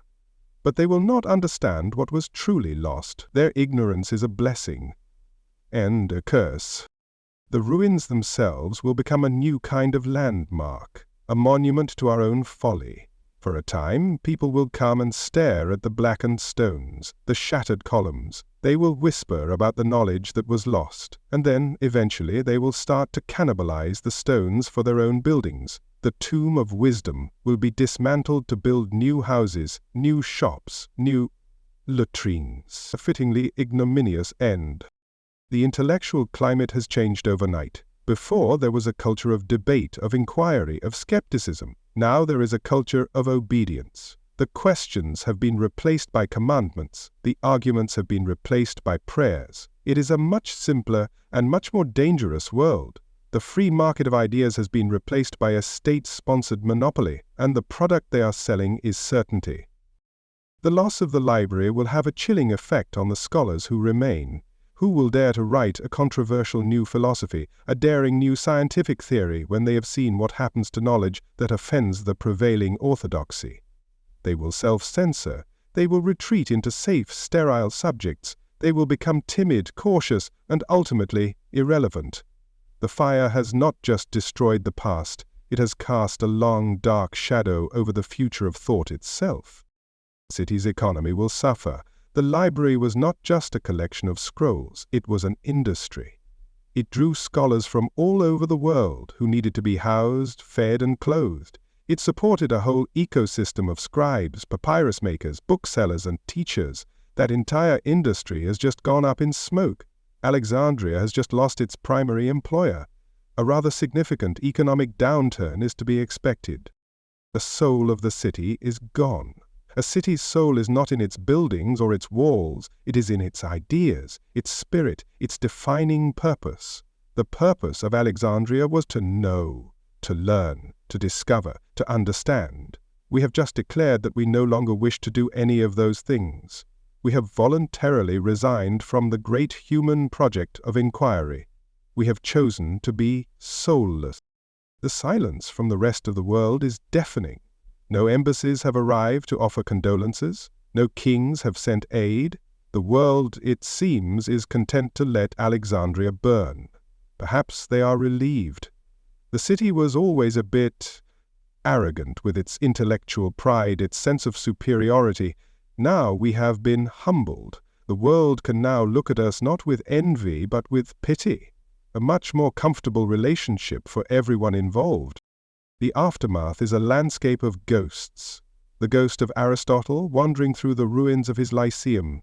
The ghost of Euclid trying to find a right angle in a world that has been twisted and broken. The ghost of every scholar, every poet, every dreamer who ever contributed a single thought to this magnificent and now vanished collection. The city is haunted, and we are the ghosts. The new generation will grow up in a different Alexandria. They will not know the thrill of walking into the great hall, of being surrounded by the accumulated wisdom of the ages. They will not have the opportunity to debate a philosopher from Athens, or to study astronomy with a scholar from Babylon. Their horizons will be smaller, their world will be more confined. They will be the children of the ashes. The stench of ash is the smell of a broken promise, the promise of the Enlightenment, the promise of human progress, the promise of a future guided by reason, all of it broken. We are now living in the ruins of that promise, and the task of rebuilding seems insurmountable. The symbolic death of this era will be marked not by a grand monument, but by a pervasive low-grade stupidity, a lack of curiosity, a fear of new ideas, a contentment with simple, easy answers. The fire was the dramatic climax. The aftermath is the long, slow, and infinitely more depressing denouement, the slow fade into mediocrity, a pitiful. The ruins are a perfect metaphor for the state of our civilization. A once proud structure, now a hollowed-out shell, still standing perhaps, but fundamentally broken. The foundation has crumbled, the pillars have fallen, and the roof, which once protected us from the elements, is now open to the sky, offering no shelter from the storm that is surely coming. The immediate impact is chaos. The long-term impact is order. A new kind of order, the rigid, unthinking order of a society that has forgotten how to question, the order of the graveyard. It is a peace that is bought at the price of our own intelligence, a peace that I find profoundly unsettling. The city will survive, but it will be a lesser version of itself, a shadow, a ghost, a cautionary tale told by future generations about the dangers of pride, of division, of a people who had everything and threw it all away. A very edifying story for those who have the wit to understand it. The dawn has come, but it feels like dusk, the end of a very long and very bright day, the beginning of a night that may last for 1,000 years, and I, your humble correspondent, will be here to document the darkness, a lonely candle in a world that has chosen to curse the light. The final irony is that the fire has made the library immortal. As a physical place, it is gone, but as a symbol, as a story, as a warning, it is now more powerful than ever. It will haunt the memory of humanity for all time, a ghost that will whisper to us from the ashes, reminding us of what we are capable of, for good and for ill. If you're enjoying this profound loss, if the sweet smell of civilizational collapse is your preferred form of entertainment, then please subscribe for more. We will be here, week after week, chronicling the slow, inexorable slide into a new dark age. It promises to be a very depressing and very popular show. Subscribe now. Misery loves company after all. So, here we are, at the end of all things, or at least the end of all things that mattered. The fire is out, the scholars are scattered, and the ashes have begun their long journey on the wind. But this isn't just the end of a library. It is a lesson, a rather harsh and poorly taught lesson, but a lesson nonetheless. When books burn, so does a piece of humanity, and the darkness that follows isn't just from the smoke, it's the shadows of what we forgot. A lesson perhaps for you in the future, if you're still reading books, that is. The destruction of knowledge is not a passive event, it is an act of aggression against the future. We have just stolen from you, my distant, unseen audience. We have robbed you of your own history, your own heritage. We have ripped out pages from the book of your past, and now you will have to read between the lines, to guess at what was lost. We have made you orphans of your own intellectual lineage. You have our sincerest and most useless apologies. This is how superstition flourishes. When the light of reason is extinguished, the shadows grow long and twisted. They take on monstrous shapes. In the absence of knowledge, fear takes root. In the vacuum of understanding, dogma rushes in. We have just traded a library of questions for a single, unchangeable answer, and the price for that answer will be paid by generations to come. They will fear the dark because we have burned the lights that held it at bay. The ease with which this collective wisdom was lost should be a warning to you. It took centuries to build this collection. Scribes, scholars, kings, and patrons all contributed to this great storehouse of thought. It took a single night to destroy it, a single act of mob violence, a single moment of political expediency, a single lapse in our collective sanity. Remember that. Your own great libraries, your own centers of knowledge, are just as fragile. They are always just one angry crowd, one demagogue, one careless match away from becoming a pile of ash. The setback to humanity is incalculable. Think of the progress that has been halted, the scientific discoveries that will now be delayed by centuries, the philosophical insights that will have to be rediscovered, the hard way. We were on the verge of something, a new understanding of the cosmos, of ourselves, of the very nature of reality. And we have chosen, collectively, to take a great leap backwards into the comfortable, familiar darkness of our own ignorance. The cycle of history which we had so painstakingly documented on those scrolls is now doomed to repeat itself. We had the collected mistakes of 1,000 years of human folly, all neatly catalogued and cross-referenced, a veritable encyclopedia of how not to run a civilization, and we have used it as kindling. So, when your own leaders make the same predictable and catastrophic errors as the emperors and kings of old, do not be surprised. We burned the instruction manual. The echoes of this ignorance will be long and faint. You will feel them in ways you cannot possibly understand. A disease that you cannot cure, because the medical text that held the secret was burned. A philosophical problem that you cannot solve, because the treatise that laid the groundwork was lost. A part of your own soul that you cannot understand, because the poetry that described it has turned to smoke. You are living in a world that has been impoverished in ways you will never fully appreciate.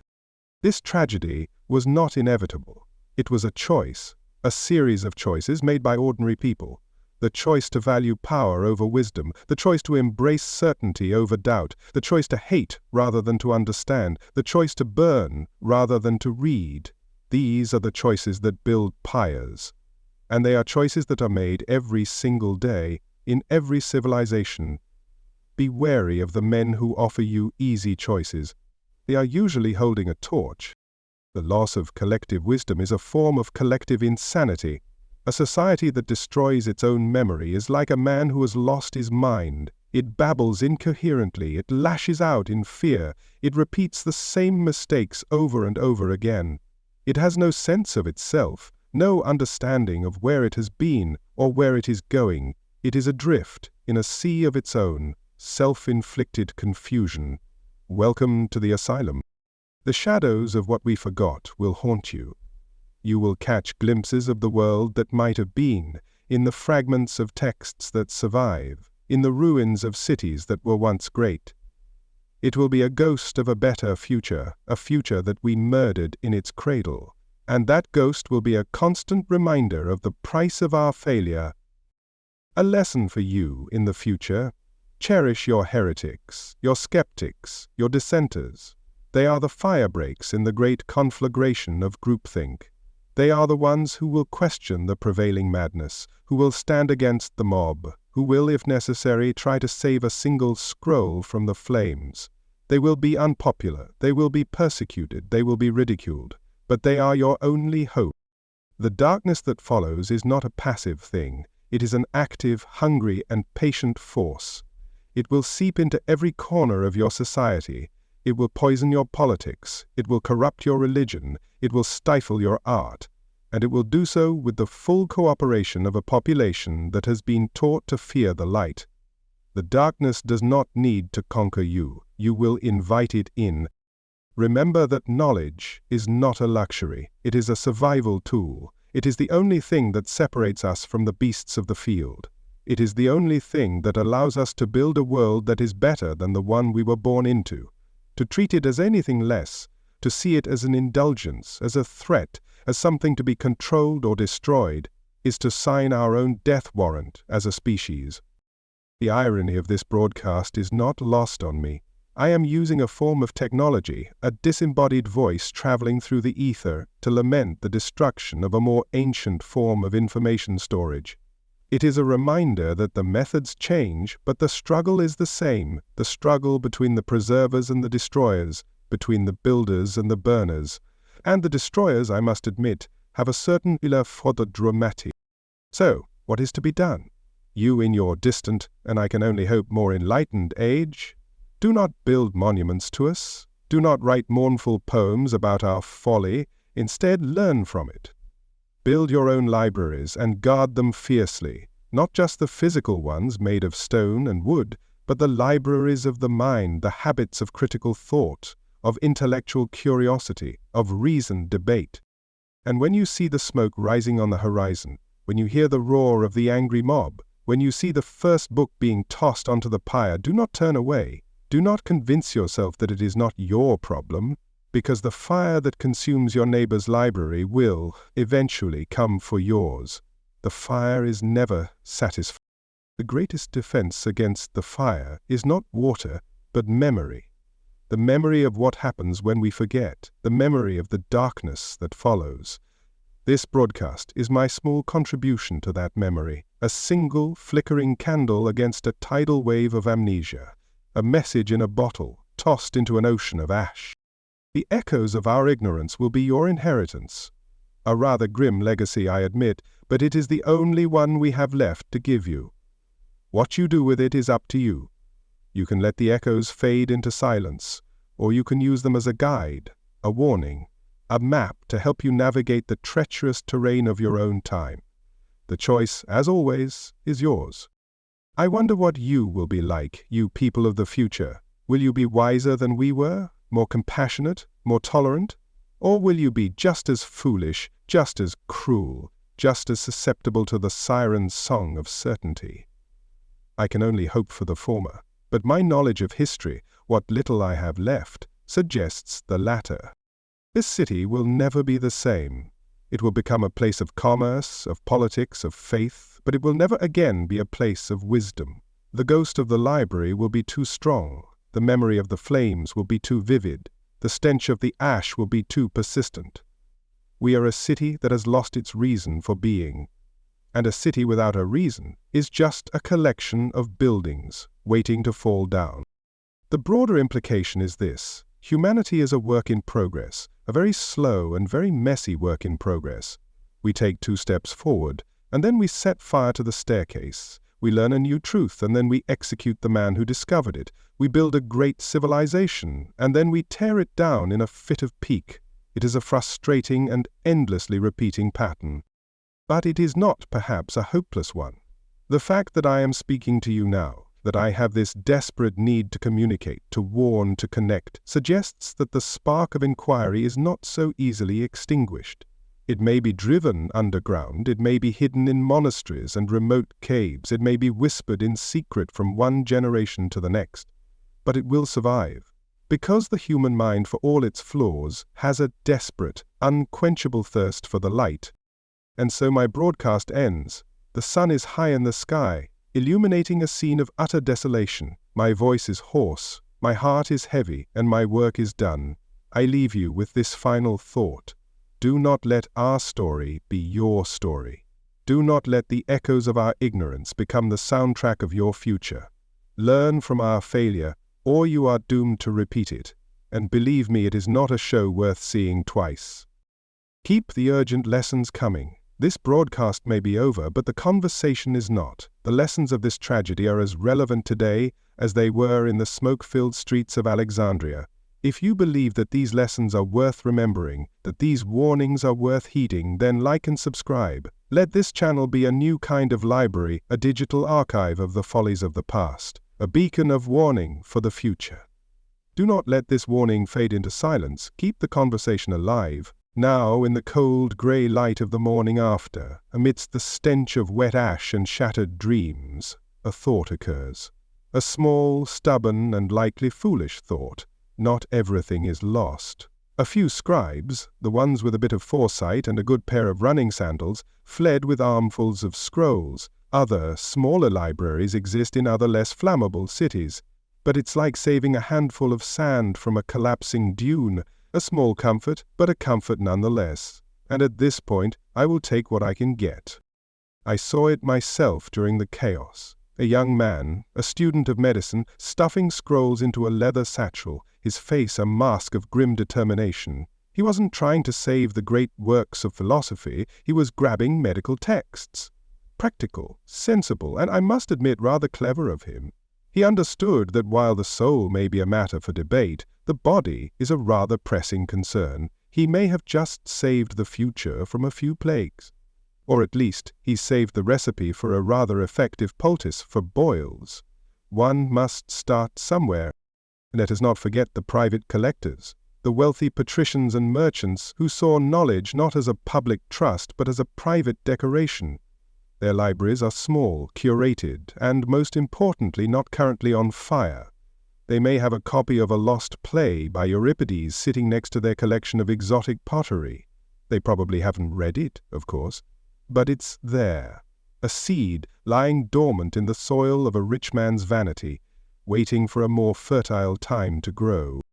Then there is the great library at Pergamum, a rival to our own, though we would never have admitted it. They have a vast collection, written on parchment, which I'm told is less prone to bursting into flames than our beloved papyrus, a rather significant design advantage in retrospect. Much of what was here was also there. A copy, a shadow, but a shadow is better than nothing at all. The thought of our great rival now being the sole guardian of our legacy is a bitter pill to swallow, but at least the medicine exists. And what of the knowledge that has already escaped? The ideas that have been carried in the minds of scholars who have traveled to other lands, the seeds of Greek philosophy that have been planted in Rome, in Persia, even in the distant lands of the East. Knowledge is a contagion, after all, and once it spreads, it is very difficult to eradicate completely. We have burned the source, but the infection may already be too widespread to contain. A rather hopeful thought for a man who is supposed to be preaching the virtues of a closed and ordered system of belief. The Byzantine Empire, our own Roman successors in the East, will play a role. They are a fussy, bureaucratic people, obsessed with records and traditions. They will preserve some of these texts, not out of a love of knowledge, but out of a sense of duty to their own imagined classical past. They will copy them, edit them, and probably misinterpret them, but they will keep them safe. The great works of philosophy will survive as textbooks for schoolboys, their fire dulled, their radical ideas tamed. It is a half-life, but it is better than no life at all. And let us be honest, not everything in that library was a masterpiece. I have read some of those scrolls, tedious theological debates that make my own brethren seem positively thrilling, bad poetry that would make a donkey weep, scientific theories that were so demonstrably wrong that they were actually quite funny. Perhaps the fire has done us a service in a way, a bit of celestial editing, a divine spring cleaning. It's a comforting thought, until you remember that the fire also took Archimedes. The divine editor, it seems, has rather poor taste. The human mind is a library in itself. The scholars who have survived, the ones who are not currently catatonic with grief, carry a vast amount of knowledge in their own heads. They can reconstruct, they can teach, they can write. It will be a pale imitation, a ghost of what was lost, but a ghost is a form of memory, and memory is a form of survival. The oral tradition, which we so arrogantly dismissed in favor of the written word, may yet have its revenge. The knowledge that is truly useful, the practical stuff, has a way of surviving. How to build an aqueduct, how to irrigate a field, how to navigate by the stars. This knowledge is not confined to scrolls. It is embedded in the skills of 1,000 craftsmen, engineers, and sailors. They will continue to build, to plant, to sail. The world will not grind to a halt. It will just become a great deal less interesting. And what of the ideas themselves? Can an idea truly be destroyed by fire? You can burn the scroll, but can you burn the thought?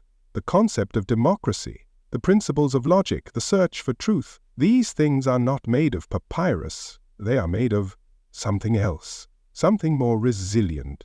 Or so I tell myself in the darker hours of the night. It is a philosopher's hope, and like most philosophy, it is probably nonsense, but it is a comforting nonsense. The memory of the library itself will be a powerful force. It will become a myth, a legend, a story told by parents to their children, a warning about the fragility of civilization, a symbol of a lost golden age. And in that myth, the library will be even greater than it was in reality. Its collection will be infinite, its wisdom boundless. The ghost of the library will haunt the imagination of humanity for centuries to come, and in that haunting it will inspire new libraries, new scholars, new searches for knowledge, a rather ironic form of immortality. The few scrolls that were saved will be treated like holy relics. They will be copied and recopied with a reverence that borders on worship. Scholars will dedicate their lives to the study of a single fire-damaged fragment. They will build entire philosophies on a half-legible sentence. The scarcity of knowledge will make it more precious. We have, in our own stupid way, managed to increase the value of our own intellectual currency by burning most of it, a masterstroke of economic mismanagement. The search for what was lost will become a new kind of quest. Generations of scholars will scour the earth for hidden caches of scrolls, for forgotten translations, for any scrap of text that may have survived the Great Fire. It will be a new kind of treasure hunt, a search for the holy grail of lost knowledge. And in that search, they will undoubtedly discover other things, new things. The journey, as the poets say, is often more important than the destination. The diaspora of scholars from Alexandria will have an unintended consequence. They will spread out across the known world, carrying with them the seeds of Greek thought. They will become teachers in foreign lands, advisors to kings, founders of new schools. They will be the Johnny Appleseeds of Hellenism, planting little groves of reason in the midst of barbarian forests. The destruction of the center may lead to the strengthening of the periphery, a small but not significant consolation. And what of my own order? We monks in our quiet scriptoriums will play a role. We will copy the texts that we deem worthy of preservation. The works of the great philosophers will be preserved alongside the writings of the Church Fathers. We will be the guardians of the flame, even as we preach a doctrine that is often at odds with it. The irony is not lost on me, but then I am a man who has made his peace with irony. It is the only way to stay sane in a world like this. The knowledge of our own failure is perhaps the most valuable thing to be saved from the ashes. We now know, in a way that we never did before, how easy it is to lose everything. We have been given a lesson in humility, a stark reminder of our own fallibility. If we can preserve that lesson, if we can pass it on to future generations, then perhaps the loss of the library will not have been in vain. A rather optimistic thought for a man who has just witnessed the end of the world. The human spirit, for all its flaws, has a stubborn resilience. It is a weed that will grow in the cracks of a ruined pavement. It will find a way to survive, to adapt, to rebuild. The city will recover. New libraries will be built. New knowledge will be created. It will be a long, slow, painful process, but it will happen, because the alternative is to simply sit in the dark and wait for the end. And that, I suspect, is not in our nature. The hopeful remnants is not a denial of the catastrophe. The loss is real, it is profound, and it is permanent, but it is not total. The fire has consumed the forest, but a few saplings have survived. And from those saplings a new forest may one day grow. It will be a different forest, a lesser forest, but it will be a forest nonetheless. And that is enough to keep the despair at bay, for now. The future is not a blank page. It is a scorched and damaged manuscript. But it is not illegible. There are still words to be read, stories to be told, lessons to be learned. Our task now is to become careful readers of this damaged text, to piece together the fragments, to interpret the smudges, to find the meaning in the ruin. A daunting task, but not an impossible one. The small comforts are all we have left. The saved scroll, the surviving scholar, the distant library, the stubborn hope. These are the embers from which we must rekindle the fire of human inquiry. A much smaller fire, to be sure, a more carefully tended fire, but a fire nonetheless. And in this new, darker age, even the smallest of lights is a precious thing. The story of the library is not just a story of loss. It is also a story of preservation, a story of the desperate, heroic, and sometimes foolish attempts to save what is most valuable to us. And in that story, there is a glimmer of hope, a suggestion that even in our darkest moments we are still capable of reaching for the light. A rather sentimental thought for a cynical old monk, but one that I find myself clinging to in the ruins of a better world. And so, we begin again. With a handful of sand, a few scattered seeds, a fistful of embers, it is not much, but it is enough. The work of 1,000 years has been undone in a single night. The work of the next 1,000 years begins today. A rather intimidating prospect. But then, we have nothing better to do. The legacy of Alexandria is not just the ash and the ruin. It is also the stubborn refusal to surrender, the belief that what has been lost can be, in some small way, reclaimed. The hope that the future can be better than the past, even when the past has been so thoroughly and spectacularly destroyed. A hope that is as resilient and as foolish as humanity itself.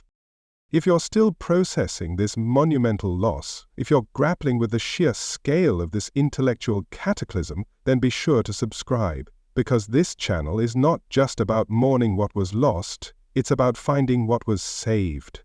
It's about sifting through the ashes to find the embers of hope. Join us in this great and perhaps futile project of intellectual archaeology. Subscribe now and become a part of the reconstruction. And so, as the night deepens and the last embers give up their ghostly glow, this has been Brother Simeon, your humble and now rather soot-stained broadcaster from the intellectual funeral pyre of Alexandria. For hours we have sat together, you and I, and watched a world die. We saw the knowledge turn to ash. We witnessed the terrifying spectacle of human folly, and now we listen to the chilling silence that follows such a profound and self-inflicted loss. It is a silence filled with the ghosts of unread words and unimagined futures.